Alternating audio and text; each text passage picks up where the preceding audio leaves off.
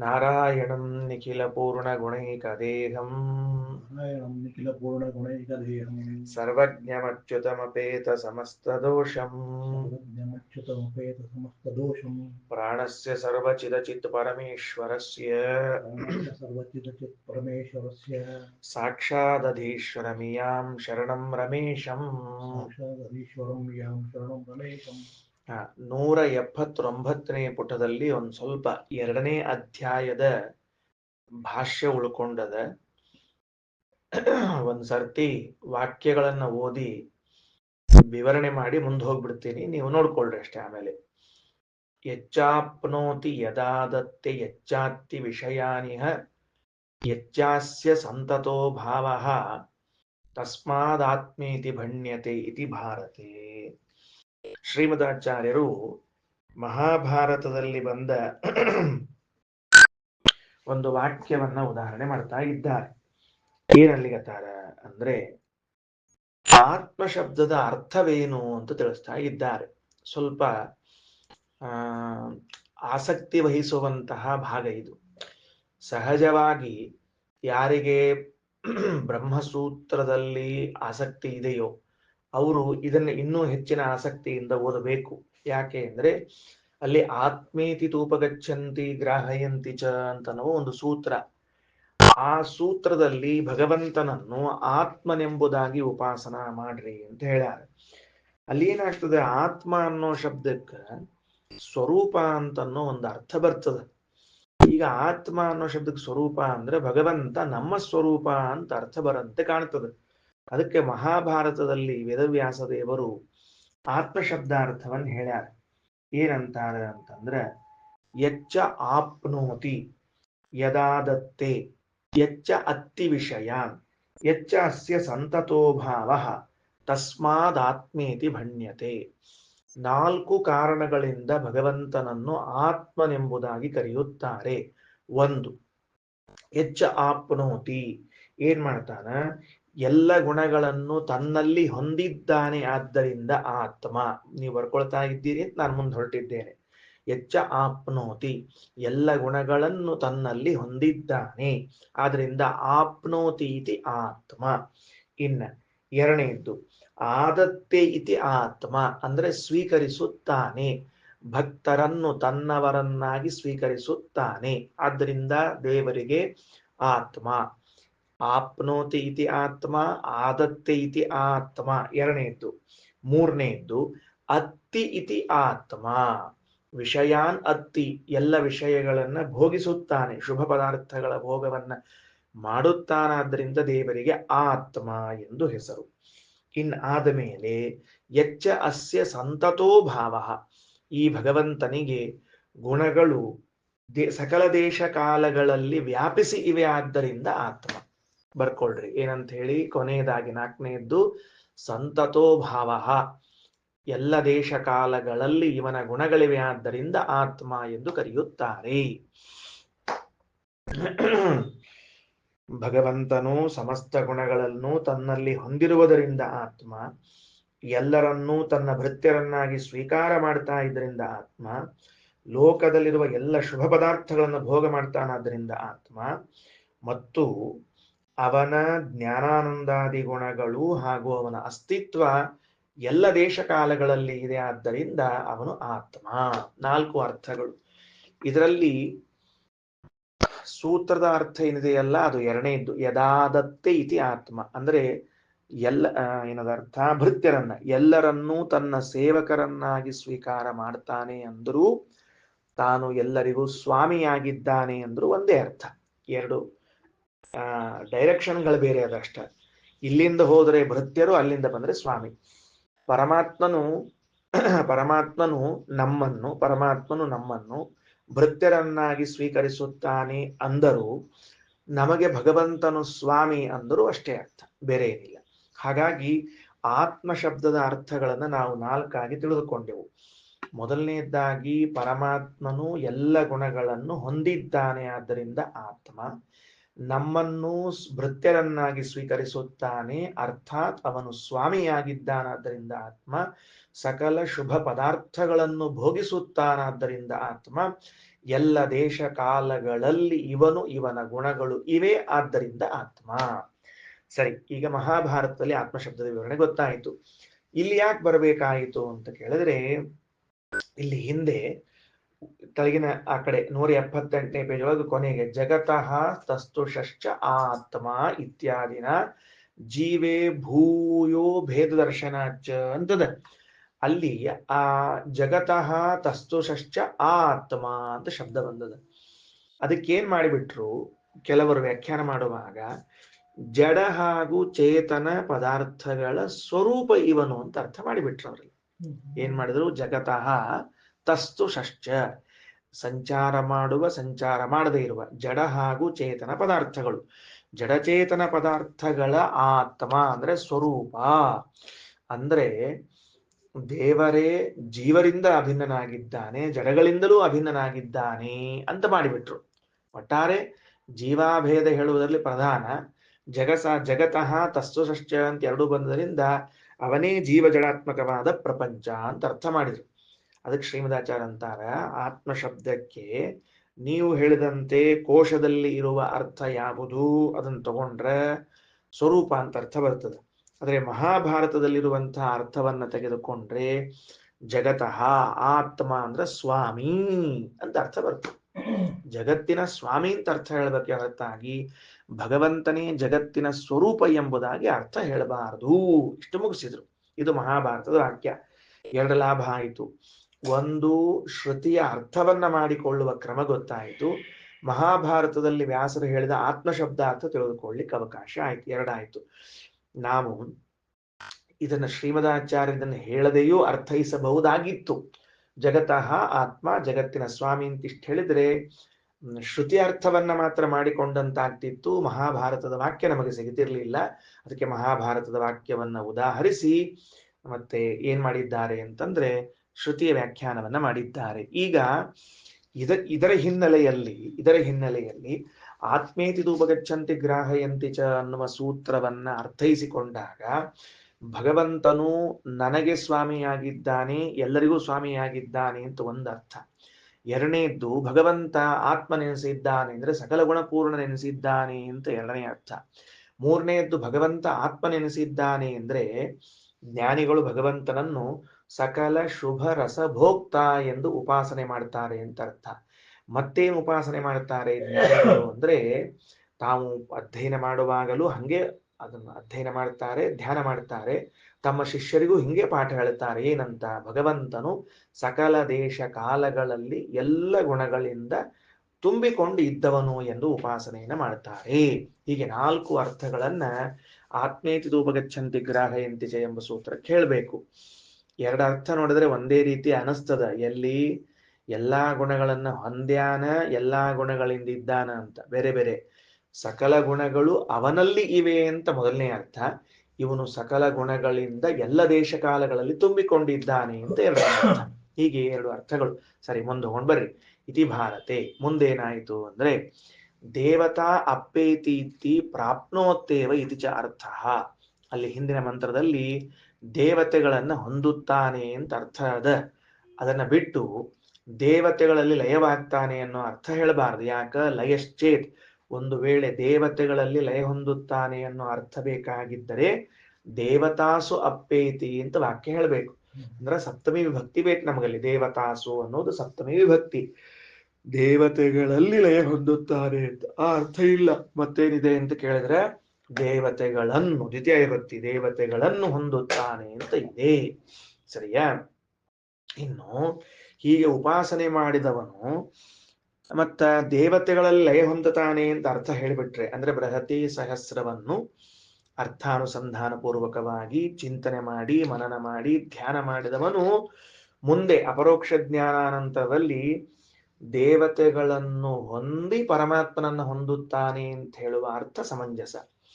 ಅದನ್ನ ಬಿಟ್ಟು ಹೀಗೆ ಉಪಾಸನೆ ಮಾಡಿದವನು ದೇವತೆಗಳಲ್ಲಿ ಲಯ ಹೊಂದುತ್ತಾನೆ ಅಂತ ಹೇಳಿಬಿಟ್ರೆ, ಲಯ ಅಂತಂದ್ರೆ ವಿನಾಶ ಅಂತ ಅರ್ಥ.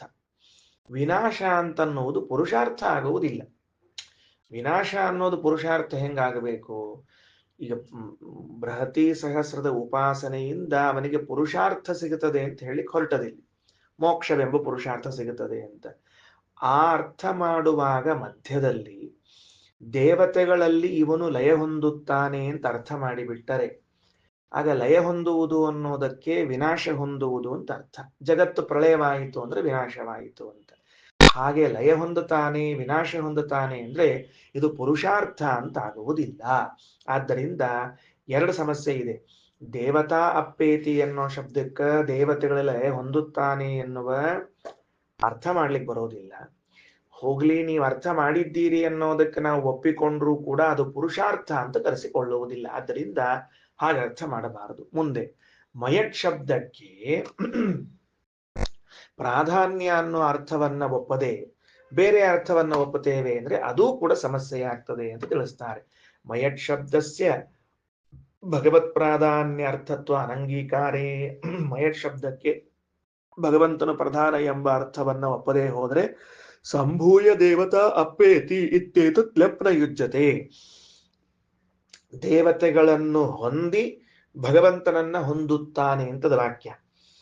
ಈ ವಾಕ್ಯ ಅಡ್ಜಸ್ಟ್ ಮಾಡಿ ನೋಡಂತ. ಬೃಹತಿ ಸಹಸ್ರ ಉಪಾಸಕನು ದೇವತೆಗಳನ್ನು ಹೊಂದಿ ಭಗವಂತನನ್ನು ಹೊಂದುತ್ತಾನೆ ಅಂತ.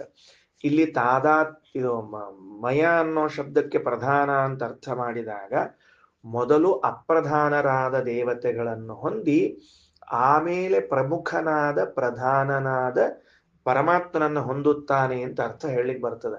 ಒಂದು ವೇಳೆ ಮಯಟ್ ಶಬ್ದಕ್ಕೆ ಪ್ರಧಾನ ಅನ್ನೋ ಅರ್ಥ ಬಿಟ್ಟು ಸ್ವರೂಪ ಅಂತನ್ನೋ ಅರ್ಥ ಮಾಡಿಬಿಟ್ರೆ ತಾನೇ ಭಗವಂತನ ಸ್ವರೂಪನಾದವನು ದೇವತೆಗಳನ್ನ ಹೊಂದಿ ಮುಂದೇನು ಈ ಅರ್ಥ ಕೊಡುವುದಿಲ್ಲ. ಅಂದ್ರೆ ಇದೇನು ಪರಭಾಷ್ಯದಲ್ಲಿ ಇದೆ, ತಾನೇ ಭಗವಂತನ ಸ್ವರೂಪ ಅಂತ.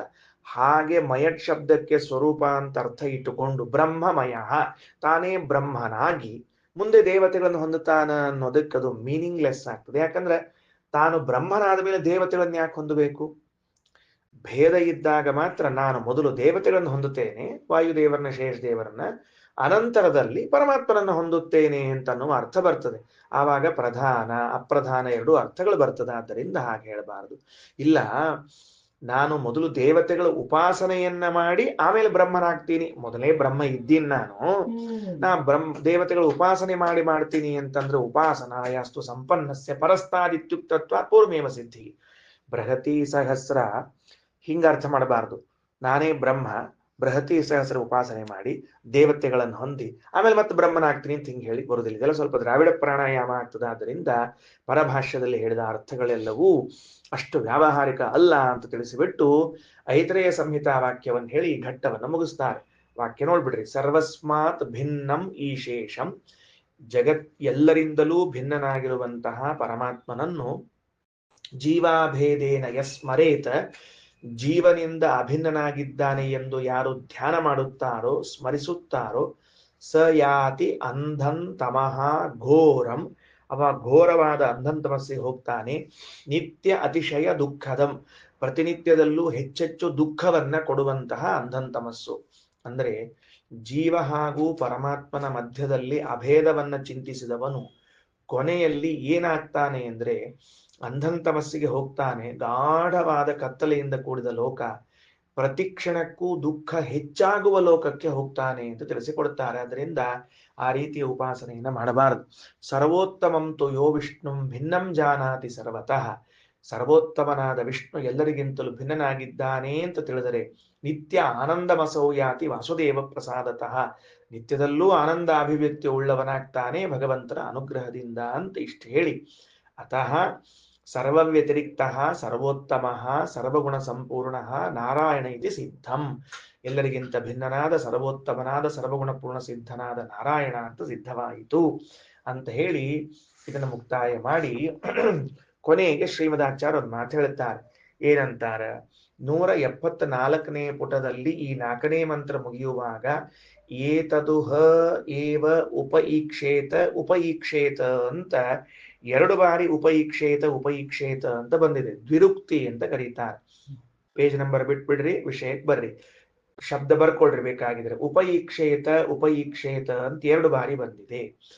ಇದು ಅಧ್ಯಾಯದ ಮುಕ್ತಾಯದ ಸಂದರ್ಭದಲ್ಲಿ ಉಪೀಕ್ಷೇತ ಅಂತ 2 ಬಾರಿ ಬಂದಿದೆಯಲ್ಲ, ಯಾಕೆ? ಸಾಮಾನ್ಯವಾಗಿ ದ್ವಿರುಕ್ತಿ ಅದು ಪುನರುಕ್ತಿ ಅಂತನ್ನುವ ದೋಷದಲ್ಲಿ ಕೊನೆಗೊಳ್ಳುತ್ತದೆ, ಅದು ದೋಷದಲ್ಲಿ ಬರುತ್ತದೆ. ಅದು ಇದು ಯಾಕೆ ಬಂತು? ಅದಕ್ಕೆ ಶ್ರೀಮದಾಚಾರ್ಯರು ಶಬ್ದ ನಿರ್ಣಯವೆಂಬ ಗ್ರಂಥವನ್ನ ಉದಾಹರಿಸಿ ಹೇಳ್ತಾರೆ. ಸರ್ವಪ್ರಮಾಣ ಸಿದ್ಧತ್ವಂ ವಕ್ತುಂ ಅಧ್ಯಾಯ ಮೂಲತಃ ಅಧ್ಯಾಯಾಂತೆ ದ್ವಿರುಕ್ತಿ ಸ್ಯಾತ್ ಪೂರ್ವೋಕ್ತಸ್ಯ ಅವಧಾರಣೆ. ಎರಡು ಅಭಿಪ್ರಾಯದಲ್ಲಿ ವೇದ ಹಾಗೂ ವೈದಿಕ ಗ್ರಂಥಗಳು ಅಧ್ಯಾಯದ ಕೊನೆಯಲ್ಲಿ ದ್ವಿರುಕ್ತಿಯನ್ನ ಮಾಡೋದು ಕಂಡಿದೆ ಅಂತೆ ಶಬ್ದ ನಿರ್ಣಯದಲ್ಲಿ ಹೇಳ್ತಾರೆ. ಉದಾಹರಣೆಗೆ ಮತ್ತೆ ಬ್ರಹ್ಮಸೂತ್ರಗಳನ್ನು ತೆಗೆದುಕೊಂಡಾಗ ಕೊನೇ ಅಧ್ಯಾಯ 4ನೇ ಅಧ್ಯಾಯದ ಕೊನೇ ಸೂತ್ರ ಅನಾವೃತ್ತಿ ಶಬ್ದಾದ್ ಅನಾವೃತ್ತಿ ಶಬ್ದಾತ್ ಅಂತ ದ್ವಿರುಕ್ತಿಯನ್ನ ಮಾಡ್ತಾರೆ. ಮೊದಲನೇ ಅಧ್ಯಾಯದ ಕೊನೆಯ ಸೂತ್ರ ಏತೇನ ಸರ್ವೇ ವ್ಯಾಖ್ಯಾತಾಹ ವ್ಯಾಖ್ಯಾತಾಹ ಅಂತ ಮಾಡ್ತಾರೆ. ಹೀಗೆ ದ್ವಿರುಕ್ತಿಯನ್ನ ಮಾಡಿದ್ದು ಯಾಕೆ ಅಂದ್ರೆ ಅದು ಇಷ್ಟಾಭಿಪ್ರಾಯ ಅಂತೆ. ಏನು? ಅಧ್ಯಾಯ ಮೂಲತಃ ಅಧ್ಯಾಯ ಪ್ರಾರಂಭವಾದಾಗಿನಿಂದ ಇಲ್ಲಿಯವರೆಗೆ ಏನೇನು ನಾವು ವಿಷಯಗಳನ್ನು ಹೇಳಿದ್ದೇವೆ ಇದೆಲ್ಲವೂ ಪ್ರಮಾಣ ಸಿದ್ಧವಾದ ವಿಚಾರ, ಯಾವುದು ಅಪ್ರಾಮಾಣಿಕವಾದ ವಿಚಾರವಲ್ಲ ಎಂದು ತಿಳಿಸ್ಲಿಕ್ಕೆ ದ್ವಿರುಕ್ತಿಯನ್ನ ಮಾಡ್ತಾರೆ. ನೋಟ್ ಮಾಡಿಟ್ಕೊಂಡಿದೆ. ಅಧ್ಯಾಯದ ಕೊನೆಯಲ್ಲಿ ದ್ವಿರುಕ್ತಿಯನ್ನ ಮಾಡುವುದು, ಅಧ್ಯಾಯದ ಕೊನೆಯಲ್ಲಿ ದ್ವಿರುಕ್ತಿ 2 ಬಾರಿ ಹೇಳುವುದಕ್ಕೆ ಒಂದು, ಅಧ್ಯಾಯ ಪ್ರಾರಂಭವಾದಾಗಿನಿಂದ ಇಲ್ಲಿಯವರೆಗೆ ಇರುವುದೆಲ್ಲವೂ ಪ್ರಮಾಣ ಸಿದ್ಧ. ಹಿಂಗ್ ಬರ್ಕೊಂಡ್ಬಿಡ್ರಿ, ಅಧ್ಯಾಯದಲ್ಲಿ ಹೇಳಿದ್ದೆಲ್ಲವೂ ಪ್ರಮಾಣ ಸಿದ್ಧ ಅಂತ ಬರ್ಕೊಂಡ್ಬಿಡ್ರಿ. ಒಂದು. ಎರಡನೇದ್ದು ನಿಶ್ಚಿತವಾದ ವಿಷಯಗಳಿವೆಲ್ಲವೂ. ಇವೆಲ್ಲವೂ ನಿಶ್ಚಿತ ವಿಷಯ. ಅಂದ್ರೆ ಏನೋ ಒಂದು ಅನಿಶ್ಚಿತವಾಗಿದ್ದ ವಿಷಯವನ್ನ ತಂದು ನಿಮ್ಮ ಬುದ್ಧಿಯಲ್ಲಿ ಪ್ರವೇಶಗೊಳಿಸ್ತಿದ್ದೀವಿ ಅಂತ ತಿಳ್ಕೊಬೇಡ್ರಿ. ಎಲ್ಲವೂ ಖಚಿತವಾದ ಮಾಹಿತಿಗಳೇ ಇವೆ ಅಂತ ತಿಳ್ಕೊಳ್ರಿ. ಅಂದ್ರೆ ಎರಡು, ಒಂದು ಪ್ರಮಾಣದಿಂದ ಸಿದ್ಧವಾಗ್ಯದ, ಎರಡು ಕನ್ಫರ್ಮ್ ಆಗ್ಯದ, ಎರಡು ವಿಷಯವನ್ನು ಹೇಳಿದ್ದೇವೆ ಅಂತ ಅರ್ಥ. ಅದಕ್ಕೆ ಸರಿ ಆಯ್ತಾ? ಖಚಿತ ಅನ್ನೋ ಶಬ್ದಕ್ಕೆ ಕನ್ಫರ್ಮ್ ಅಂತ ಅರ್ಥ. ಓಕೆ. ಇತಿ ಶ್ರೀಮದಾನಂದ ತೀರ್ಥ ಭಗವತ್ಪಾದಾಚಾರ್ಯ ವಿರಚಿತೆ ಶ್ರೀಮನ್ ಮಹೇತರೋಪನಿಷದ್ ಭಾಷ್ಯೆ ದ್ವಿತೀಯಾರಣ್ಯಕೆ ದ್ವಿತೀಯೋಧ್ಯಾಯ ಅಂತ 2ನೇ ಅಧ್ಯಾಯ ಮುಕ್ತಾಯವಾಯಿತು. ದ್ವಿತೀಯಾರಣ್ಯಕದ 3ನೇ ಅಧ್ಯಾಯ ಪ್ರಾರಂಭವಾಗ್ತಾ ಇದೆ. ಈ 3ನೇ ಅಧ್ಯಾಯದಲ್ಲಿ ಬರುವ ವಿಷಯ ಬಹಳ ಗಂಭೀರವಾಗಿದೆ ಹಾಗೂ ಚಂದಾಗಿದೆ. ಏನು ಅಂತನ್ನೋದನ್ನ ಸ್ವಲ್ಪ ವಿಷಯ ತಿಳಿಸ್ತೇನೆ ಮೊದಲನೇದ್ದು. ಆಮೇಲೆ ಮುಂದೆ ಅದರ ಒಳಗಡೆಗೆ ಪ್ರವೇಶ ಮಾಡೋಣಂತ. ಬೃಹತಿ ಸಹಸ್ರವನ್ನು 5 ಭಾಗಗಳನ್ನಾಗಿ ಮಾಡ್ತಾರೆ. 5 ರೀತಿಯಿಂದ ವಿಂಗಡಣೆ ಮಾಡುತ್ತಾರೆ. ಪೂರ್ವ ಭಾಗ, ಉತ್ತರ ಭಾಗ, ಮಧ್ಯದಲ್ಲಿ 3 ಭಾಗ. ಗಾಯತ್ರಿ ಛಂದಸ್ಸಿನ, ಬೃಹತಿ ಛಂದಸ್ಸಿನ, ಉಷ್ಣಿಕ್ ಛಂದಸ್ಸಿನ 3 ಭಾಗಗಳು. ಒಟ್ಟಿಗೆ 5 ಭಾಗವನ್ನ ಮಾಡಿ ನಾನು ವಿಷಯವನ್ನು ಹೇಳುತ್ತಿದ್ದೇನೆ. ಬೃಹತಿ ಸಹಸ್ರದಲ್ಲಿನ ಮಂತ್ರಗಳು 1000 ಮಂತ್ರಗಳು. 1000 ಮಂತ್ರಗಳಲ್ಲಿ ಹೇಗೆ ವ್ಯವಸ್ಥೆ ಮಾಡಿಕೊಳ್ಳುತ್ತಾರೆ ಅಂದ್ರೆ ಪೂರ್ವ ಭಾಗ, ಉತ್ತರ ಭಾಗ, ಮಧ್ಯದಲ್ಲಿ 3 ಭಾಗಗಳು ಅಂತ ಮಾಡಿಕೊಳ್ಳುತ್ತಾರೆ. ಮಂತ್ರಗಳನ್ನ ಹೀಗೆ ಹೊಂದಿಸ್ತಾರೆ. ಪೂರ್ವ ಭಾಗದಲ್ಲಿ 140 ಮಂತ್ರಗಳು, ಉತ್ತರ ಭಾಗದಲ್ಲಿ 140 ಮಂತ್ರಗಳು, ಹೀಗೆ 280 ಮಂತ್ರಗಳನ್ನ 2 ಕಡೆಗೆ ಸೇರಿಸಬೇಕು. ಮಧ್ಯದಲ್ಲಿ 3 ಭಾಗಗಳಲ್ಲಿ 240 240 240 ಮಂತ್ರಗಳನ್ನು ಸೇರಿಸಬೇಕು. ಆಗ 1000 ಮಂತ್ರಗಳು ಸರಿಯಾಗ್ತದೆ. ಇನ್ನೊಂದ್ಸರ್ತಿ ಹೇಳ್ತೀನಿ, ಅಂದ್ರೆ ನಿಮ್ಮ ಅವಗಾಹನೆ ಬರಲಿ ಅನ್ನೋದಕ್ಕೆ. ನೀವು ನನ್ನ ಜೊತೆಗೆ ಬಾಯಲ್ಲಿ ಹೇಳ್ಕೊಂಡು ಬರ್ತೀರಿ ಅಂತ ನಾನು ಅನ್ಕೊಳ್ತೀನಿ. ಹೇಗೆ ಅಂದ್ರೆ ಬೃಹತಿ ಸಹಸ್ರವನ್ನು 5 ಭಾಗಗಳನ್ನಾಗಿ ಮಾಡ್ತಾರೆ. ಅದರಲ್ಲಿ ಪೂರ್ವ ಭಾಗ ಹಾಗೂ ಉತ್ತರ ಭಾಗ ಅಂತ ಮಾಡ್ತಾರೆ. ಮಾಡಿದ ಮೇಲೆ ಮಧ್ಯದ 3 ಭಾಗದಲ್ಲಿ ಗಾಯತ್ರಿ, ಬೃಹತಿ, ಉಷ್ಣಿಕ ಎಂಬ ಛಂದಸ್ಸನ್ನು ತೆಗೆದುಕೊಳ್ಳುತ್ತಾರೆ. ಪೂರ್ವ ಭಾಗ ಗಾಯತ್ರಿ, ಬೃಹತಿ, ಉಷ್ಣಿಕ, ಉತ್ತರ ಭಾಗ. ಪೂರ್ವ ಭಾಗ ಗಾಯತ್ರಿ, ಬೃಹತಿ, ಉಷ್ಣಿಕ, ಉತ್ತರ ಭಾಗ. ಮೊದಲನೇ ಭಾಗದಲ್ಲಿ 140 ಮಂತ್ರಗಳು, ಎರಡನೇದಲ್ಲಿ 240, ಮೂರನೇದಲ್ಲಿ 240, ನಾಲ್ಕನೇದಲ್ಲಿ 240, ಐದನೇದಲ್ಲಿ 140, ಟೋಟಲ್ 1000 ಮಂತ್ರಗಳು. ನಾವು ಹೀಗೆ 5 ಭಾಗಗಳನ್ನ ಮಾಡಿ ಏನ್ ಮಾಡ್ಲಿಕ್ಕೆ ಹೊರಟಿದ್ದೇವೆ ಅಂದ್ರೆ ಒಂದು ಸ್ವಾರಸ್ಯ ತೋರಿಸ್ತಾರೆ. ಏನ್ ಸ್ವಾರಸ್ಯ ಅಂದ್ರೆ ಎಲ್ಲಿ ಒಂದು ಇಡಿಯಾದ ಆ ಪ್ರಕರಣದಲ್ಲಿ 5 ಭಾಗಗಳನ್ನಾಗಿ ವೇದ ಮಾಡಿಕೊಂಡು ನಮ್ಮ ಮುಂದೆ ಅದು ಬರ್ತಾ ಇದೆ ಅಂತಂದ್ರೆ, ಈಗ ಬೃಹತಿ ಸಹಸ್ರವು 1000 ಮಂತ್ರಗಳು 5 ಭಾಗಗಳನ್ನಾಗಿ ತನ್ನಂತಾನ ಮಾಡಿಕೊಂಡು ನಮ್ಮ ಮುಂದೆ ಪ್ರಸ್ತುತಪಡಿಸ್ತಾ ಇದೆ ಅಂದ್ರೆ ಅಲ್ಲಿ ಭಗವಂತನ ಬಗ್ಗೆ ಏನೋ ಒಂದು ವಿಶೇಷ ಚಿಂತನೆಯನ್ನ ಮಾಡ್ಲಿಕ್ಕೆ ಹೊರಟಿದೆ ಅಂತ ಅರ್ಥ. ಏನ್ ಚಿಂತನೆ ಮಾಡ್ಲಿಕ್ಕೆ ಹೊರಟಿದೆ ಅಂದ್ರೆ ಭಗವಂತನ ವ್ಯೂಹ ರೂಪಗಳಲ್ಲಿ ಮತ್ಸ್ಯಕೂರ್ಮಾದಿಗಳು ದಶಾವತಾರ ಇದೆ, ಕೇಶವಾದಿಗಳು 24 ಇದೆ, ಅಜಾದಿಗಳು 50 ಇದೆ, ನಾರಾಯಣಾದಿ ಶತರೂಪ ಇದೆ, ವಿಷ್ಣುವಿನ ಸಹಸ್ರ ರೂಪ ಇದೆ.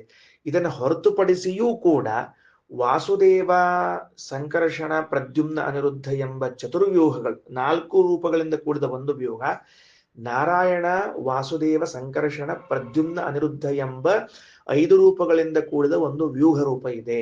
ಬೃಹತಿ ಸಹಸ್ರವು ಮಂತ್ರಗಳನ್ನು 5 ಭಾಗಗಳನ್ನಾಗಿ ಮಾಡಿ ನಾನು ಭಗವಂತನ 5 ರೂಪಗಳನ್ನ ನಿಮ್ಮ ಮುಂದೆ ಹೇಳಲಿಕ್ಕೆ ಹೊರಟಿದ್ದೇನೆ.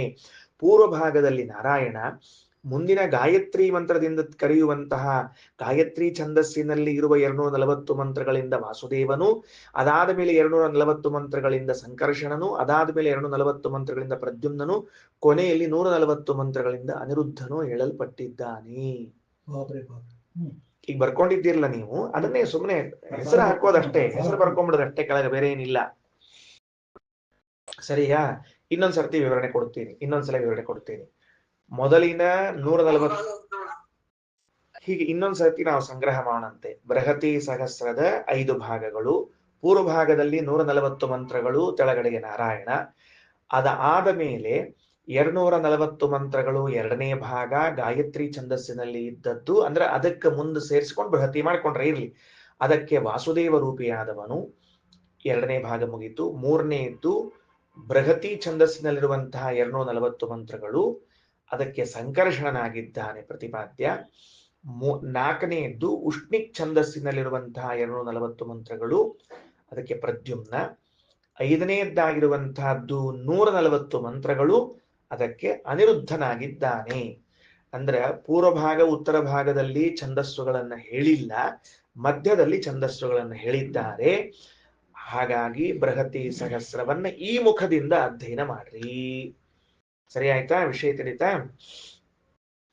ಇದನ್ನ ಉಪನಿಷತ್ತು ಮುಂದೆ ಕರ್ಕೊಂಡು ಹೋಗ್ತದೆ. ಎಲ್ಲಿ ಕರ್ಕೊಂಡು ಹೋಗ್ತದೆ? ಬೃಹತಿ ಸಹಸ್ರದ 5 ಭಾಗ 5 ಭಗವದ್ ರೂಪಗಳಾದ ಕೂಡಲೇ ಇಮಿಡಿಯೇಟ್ ಆಗಿ ಮುಂದೆ ಏನ್ ತಗೊಳ್ತದ ಅಂದ್ರೆ ಇವುಗಳು ಪಂಚಭೂತಗಳಿಗೆ ಸಂಬಂಧಪಟ್ಟದ್ದಾಗಿವೆ ಅಂತ ತೆಗೆದುಕೊಳ್ತದೆ. ಪಂಚಭೂತಗಳು ಮಣ್ಣು, ಗಾಳಿ, ಆಕಾಶ, ನೀರು, ಜ್ಯೋತಿಷ್ಯ, ಬೆಳಕು ಅಂದ್ರೆ ಅಗ್ನಿ, ಈ ಪಂಚಭೂತಗಳಿಗೆ ಸಂಬಂಧಪಟ್ಟಿದ್ದಿದೆ ಅಂತ ಹೇಳ್ತದೆ. ಈ ಪಂಚಭೂತಗಳಿಗೆ ಸಂಬಂಧಪಟ್ಟದ್ದು ಅಂತ ಹೇಳಿದ ಕೂಡಲೇ ಮತ್ತೊಂದು ಮಾತನ್ನು ಹೇಳ್ತದೆ, ಇವೆಲ್ಲವೂ ನಿಮ್ಮ ದೇಹದಲ್ಲಿ ಇವೆ ಅಂತ ಹೇಳ್ತದೆ. ಪಂಚಭೂತಗಳಲ್ಲ, ಆ ಪಂಚಭೂತಗಳಿಗೆ ಪ್ರತಿಪಾದ್ಯನಾದ ಭಗವಂತನೇನಿದ್ದಾನೆ, ಆ ಶಬ್ದಗಳಿಂದ ಪ್ರತಿಪಾದ್ಯನಾದ ಭಗವಂತನೇನಿದ್ದಾನೆ, ಅವನು ನಿಮ್ಮ ದೇಹದಲ್ಲಿ ಇದ್ದಾನೆ. ಹೌದು, ಏನ್ ಮಾಡ್ತಾನೆ ಇವ ಕುತ್ಕೊಂಡು ಅಂತಂದ್ರೆ ನಿಮ್ ಕಡೆಯಿಂದ ಊಟ ಮಾಡಿಸ್ತಾನ ಅಂತ ಹೇಳಿದ್ರು. ತುಂಬಾ ಹೊಸ ಅನುಸಂಧಾನ. ಎಲೆಯಲ್ಲಿ ಅನ್ನ ಹಾಕೊಂಡಿದ್ದೀರಲ್ಲ, ಅನ್ನ ಅಂದ್ರೆ ತಿನ್ನೋ ವಸ್ತು, ಅನ್ನದಲ್ಲಿ ಎಷ್ಟು ಅಂತ ಹೇಳಿಬಿಟ್ರಿ, ತಿನ್ನೋ ವಸ್ತು ಇದೆಯಲ್ಲ, ಅಲ್ಲಿ 2 ರೂಪದಿಂದ ಇದ್ದಾನ, ನಾರಾಯಣ, ಅನಿರುದ್ಧ ಅಂತ. ನಿಮ್ಮೊಳಗೆ ತಿನ್ನಿಸ್ಲಿಕ್ಕೆ ಸಂಕರ್ಷಣ ಪ್ರದ್ಯುಮ್ನಾಗಿದ್ದಾನೆ, ಈ ಆಹಾರ ಒಳಗೆ ಹೋಗ್ಲಿಕ್ಕೆ ವಾಸುದೇವನಾಗಿದ್ದಾನೆ. ಹೀಗೆ ಪಂಚರೂಪದಿಂದ ಬೃಹತಿ ಸಹಸ್ರದಲ್ಲಿರುವನು ಪಂಚಭೂತಗಳಲ್ಲಿದ್ದು ನಿಮ್ಮ ದೇಹದಲ್ಲಿ ಬಂದಿದ್ದಾನೆ. ನೋಡಿಕೊಳ್ಳ್ರಿ ಬೃಹತಿ ಉಪಾಸನೆ ಮಾಡುವಾಗ ಅಂತ ಹೀಗೊಂದು ಅನುಸಂಧಾನಕ್ಕೆ ತಂದು ಕೊಡ್ತಾರೆ. ಸರಿನಾ? ಇಷ್ಟು ಅಭ್ಯಾಸ ಮಾಡ್ಲಿಕ್ಕೆ ಹೋಗ್ಬೇಕಾಗಿದ್ ನಾ ಇವತ್ತು. ಸರಿ, ಬರ್ರಿ ಸ್ಟಾರ್ಟ್ ಮಾಡಿ ಬರ್ರಿ. ತಿಳಿತದಲ್ಲ ವಿಷಯ ಏನಂತ? ಸಮರಿ ಅಂಡ್ ಮರಿ ಎರಡೂ ಇದ್ರೆ ನಾವು ಕರಿ ಪಾಠಕ್ಕೆ, ಇಲ್ಲದೆ ಇದ್ರೆ ಬಿಡಿ ಅಂತಷ್ಟೇ ಅರ್ಥ. ಹಾ, ಓಕೆ. ಓಂ ಮುಂದಿನ ಅಧ್ಯಾಯ, ತೃತೀಯ ಅಧ್ಯಾಯ ಪ್ರಾರಂಭ.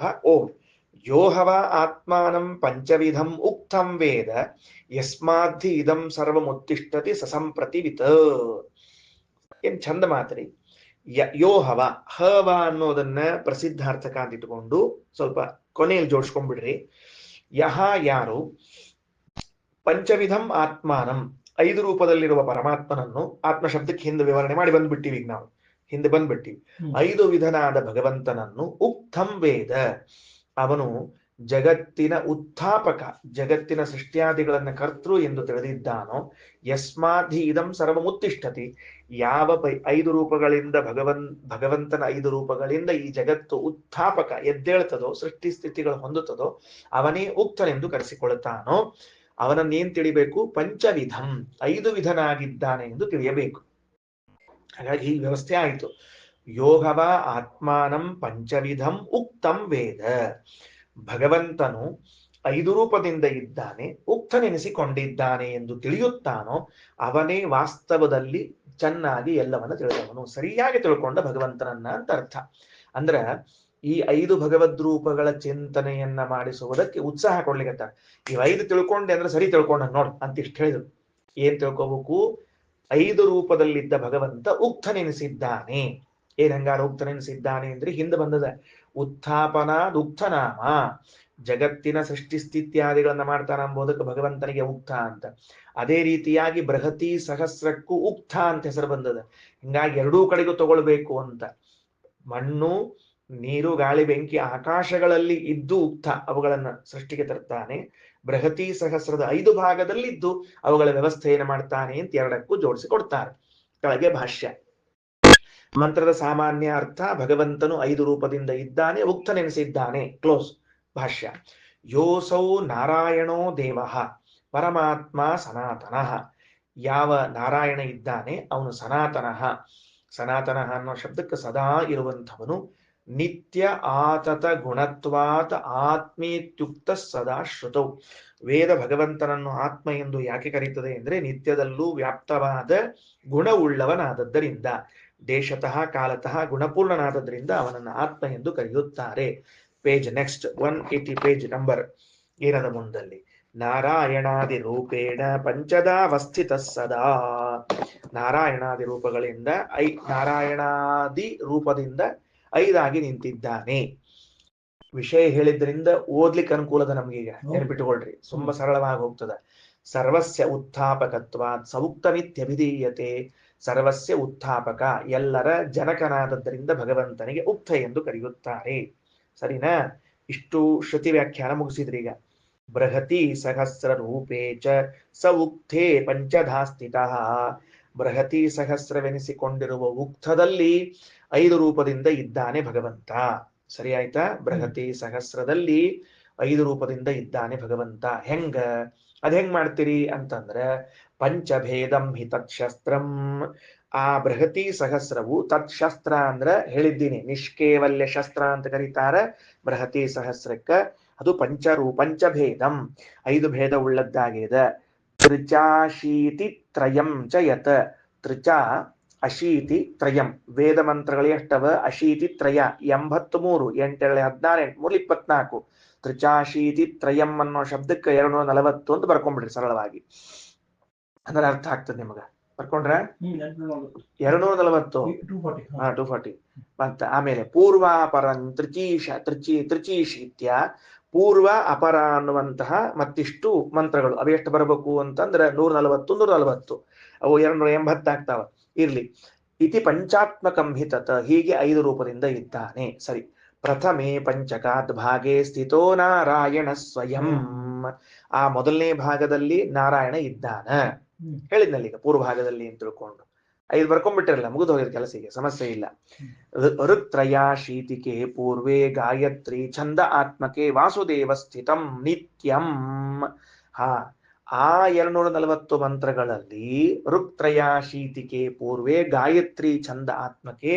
ವಾಸ್ತವದಲ್ಲಿ ಅವು ಯಾವ ಮಂತ್ರದಾಗವ?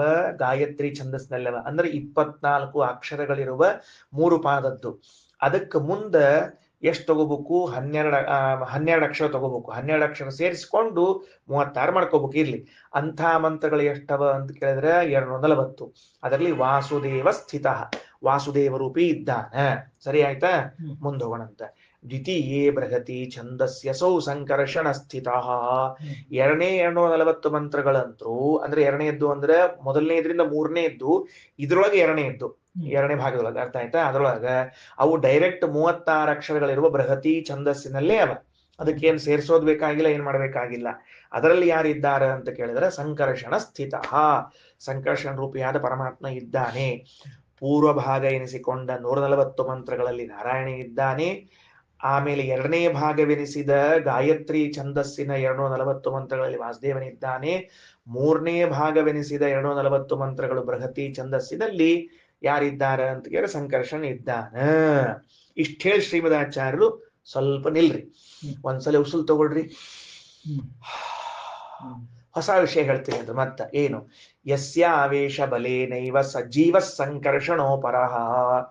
ಈ ಸಂಕರ್ಷಣ ಅಂತನ್ನುವ ಹೆಸರು ಬೇರೆ ಕಡೆಗೆ ಪುರಾಣಗಳಲ್ಲಿ ಒಬ್ಬ ಜೀವನಿಗೂ ಕರೀತಾರ. ಪಾಂಚರಾತ್ರದಲ್ಲಿ ಒಬ್ಬ ಜೀವನಿಗೂ ಸಂಕರ್ಷಣ ಅಂತ ಹೆಸರದ. ಯಾರು ಅಂತ ಗೊತ್ತಾದ್ರೆ ನಿಮಗೆ ಅರ್ಥ ಆಗ್ತದೆ ಆಮೇಲೆ. ಏನು? ದೇವ ಮತ್ತು ಜೀವ. ದೇವನಿಗೆ ಹೇಗೆ ಸಂಕರ್ಷಣ ಅಂತ ಹೆಸರಿದೆಯೋ, ದೇವನಿಗೆ ಹೇಗೆ ಸಂಕರ್ಷಣ ಅಂತ ಹೆಸರಿದೆಯೋ ಹಾಗೆ ಜೀವ ಒಬ್ಬನಿಗೂ ಸಂಕರ್ಷಣ ಅಂತ ಹೆಸರಿದ. ಯಾರವ? ಇರ್ಲಿ ಹೇಳ್ತೀನಿ ಕೇಳ್ರಿ. ಏನು ಅಂದ್ರೆ, ಯಸ್ಯ ಆವೇಶ ಬಲೇನೈವ, ಈ ಸಂಕರ್ಷಣ ಎಂಬ ಭಗವಂತನ ಆವೇಶದ ಬಲವುಳ್ಳ ಆ ಜೀವ ಏನಿದ್ದಾನ, ಸಂಕರ್ಷಣ ಅಂತ ಕರೆಸಿಕೊಳ್ಳುವನು, ಅವನು ಪೃಥಿವೀಂ ಬಿಭರ್ತಿ, ತಲೆ ಮೇಲೆ ಪೃಥ್ವಿಯನ್ನ ಹೊತ್ತಿದ್ದಾನ. ಯಾರು ಅಂತ ನಿಮಗೆ ಗೊತ್ತಾತ ಈಗ. ಅದಕ್ಕೆ ತಲೆಯ ಮೇಲೆ ಪೃಥ್ವಿಯನ್ನ ಹೊತ್ತಿದ್ದಾನೆ ಶೇಷ. ಆ ಶೇಷದೇವರಿಗೂ ಸಂಕರ್ಷಣ ಅಂತ ಹೆಸರದ. ಏನಾಯ್ತು? ಶೇಷದೇವರಿಗೂ ಏನ್ ಹೆಸರದ? ಸಂಕರ್ಷಣ ಅಂತ ಹೆಸರದ. ಯಾಕ ಶೇಷದೇವರಿಗೆ ಸಂಕರ್ಷಣ ಅಂತ ಹೆಸರು ಬಂತು ಅಂದ್ರೆ, ಈ ಸಂಕರ್ಷಣನ ಆವೇಶ ಅವರಲ್ಲದ. ಗೊತ್ತಾಯ್ತಾ? ಏನಂತ ಗೊತ್ತಾಯ್ತು ಹೇಳಿ ನೋಡಂತ. ಸಂಕರ್ಷಣ ಅಂತ ಅನ್ನೋದು ಮೂಲತಃ ಭಗವಂತನ ಹೆಸರು. ಅದು ಶೇಷದೇವರಿಗೂ ಸಂಕರ್ಷಣ ಅಂತ ಹೆಸರು ಬಂದದ. ಸರಿ, ಯಾಕೆ ಬಂತು ಅಂದ್ರೆ, ಹೆಸರಿದ್ದವ ಅವರೊಳಗೆ ಆವೇಶಗೊಂಡ. ಗೊತ್ತಾಯ್ತಿಲ್ಲೋ? ಹೆಸರಿದ್ದ ಆವೇಶಗೊಂಡ. ನೋಡ್ರಿ, ಯಾರಲ್ಲೋ ದೆವ್ವ ಆವೇಶ ಆಗಿಬಿಟ್ಟಿರ್ತದ. ಆದ ಹೊತ್ನೊಳಗ ಆ ದೆವ್ವಕ್ಕ ಇವ್ ಹೊಡೆದು ಓಡಿಸ್ಬೇಕಾಗಿರ್ತದ. ಅವ ಹುಣಸಿ ಕಡ್ಡಿ ತಗೋತಾನವ, ಹುಣಸಿ ಇದೇನಂತಾರ, ಹುಣಸಿ ಮರದ ಚಬಕ ತಗೋತಾನ. ತಗೊಂಡು ದೆವ್ವಕ್ ಹೊಡಿತಾನೋ ಇವಂಗ್ ಹೊಡಿತಾನ ಹೇಳಿ ನೋಡಂತ. ಮೊದಲು ಇವಂಗ್ ಹೊಡಿತಾನ, ಯಾಕಂದ್ರೆ ಅವ ಹೋಗ್ಲಿ ಅಂತ. ಅವ ಒಳಗಿದ್ದಕ್ಕೆ ಇವಂಗ್ ಪೆಟ್ಟು ಬೀಳ್ತಿರ್ತಾವ. ಹೋಗ್ತಿಲ್ಲ ದೆವ್ವ ನೀನು ಅಂತ ಇವ ಅವ್ವ ಅಂತಿರ್ತಾನ. ಅವ ದೆವ್ವ ಅಂತ ಇವ ಅವ್ವ ಅಂತಿರ್ತಾನ. ಹಂಗಾದ್ರೆ ಒಳಗ ಆವೇಶಗೊಂಡವನದೆಲ್ಲ ಹೊರಗೆ ಕಾಣಿಸ್ತಿರ್ತದ ಅಂತ. ಆದ್ರೆ ಸಂಕರ್ಷಣ ಪರಮಾತ್ಮ ಒಳಗಿದ್ರೆ ಈ ಜೀವನಿಗೂ ಸಂಕರ್ಷಣ ಅಂತ ಹೆಸರು ಬರ್ಲೇಬೇಕು ಅಂತ ಹೇಳಿದ್ರು. ಈಗ ಅದು ಸರಿನಾ?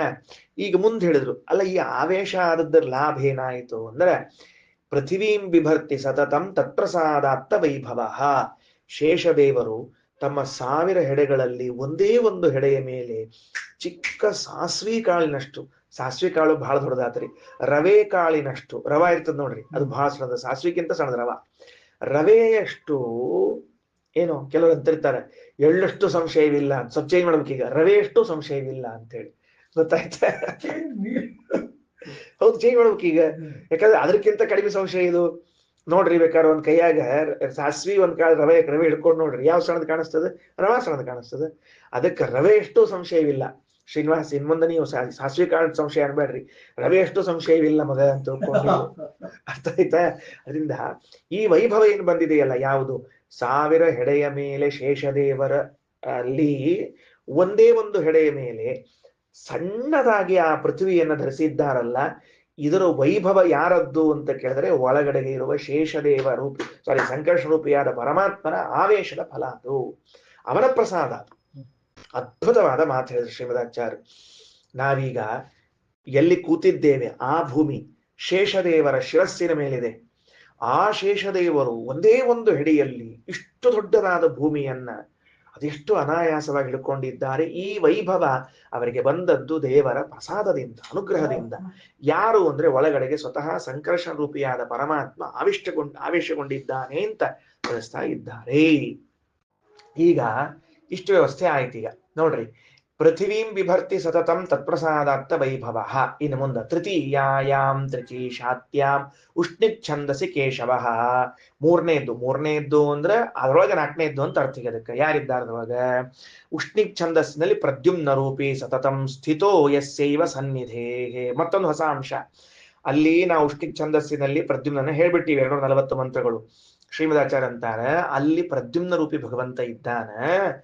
ಅವನ ಸನ್ನಿಧಾನ ಕಾಮಃ ಪ್ರದ್ಯುಮ್ನ ನಾಮಾಭೂತ್ ತತ್ಪ್ರಸಾದಾತ್ತ ವೈಭವ. ಕಾಮನಿಗೂ ಕೂಡ ಪ್ರದ್ಯುಮ್ನ ಅಂತ ಹೆಸರದ. ಈಗ ಶೇಷದೇವ್ರ ವಿಷಯ ಮುಗಿದ ಕೂಡಲೇ ಕಾಮನ ವಿಷಯ ಬಂತು. ಅರ್ಥ ಆಯ್ತಾ?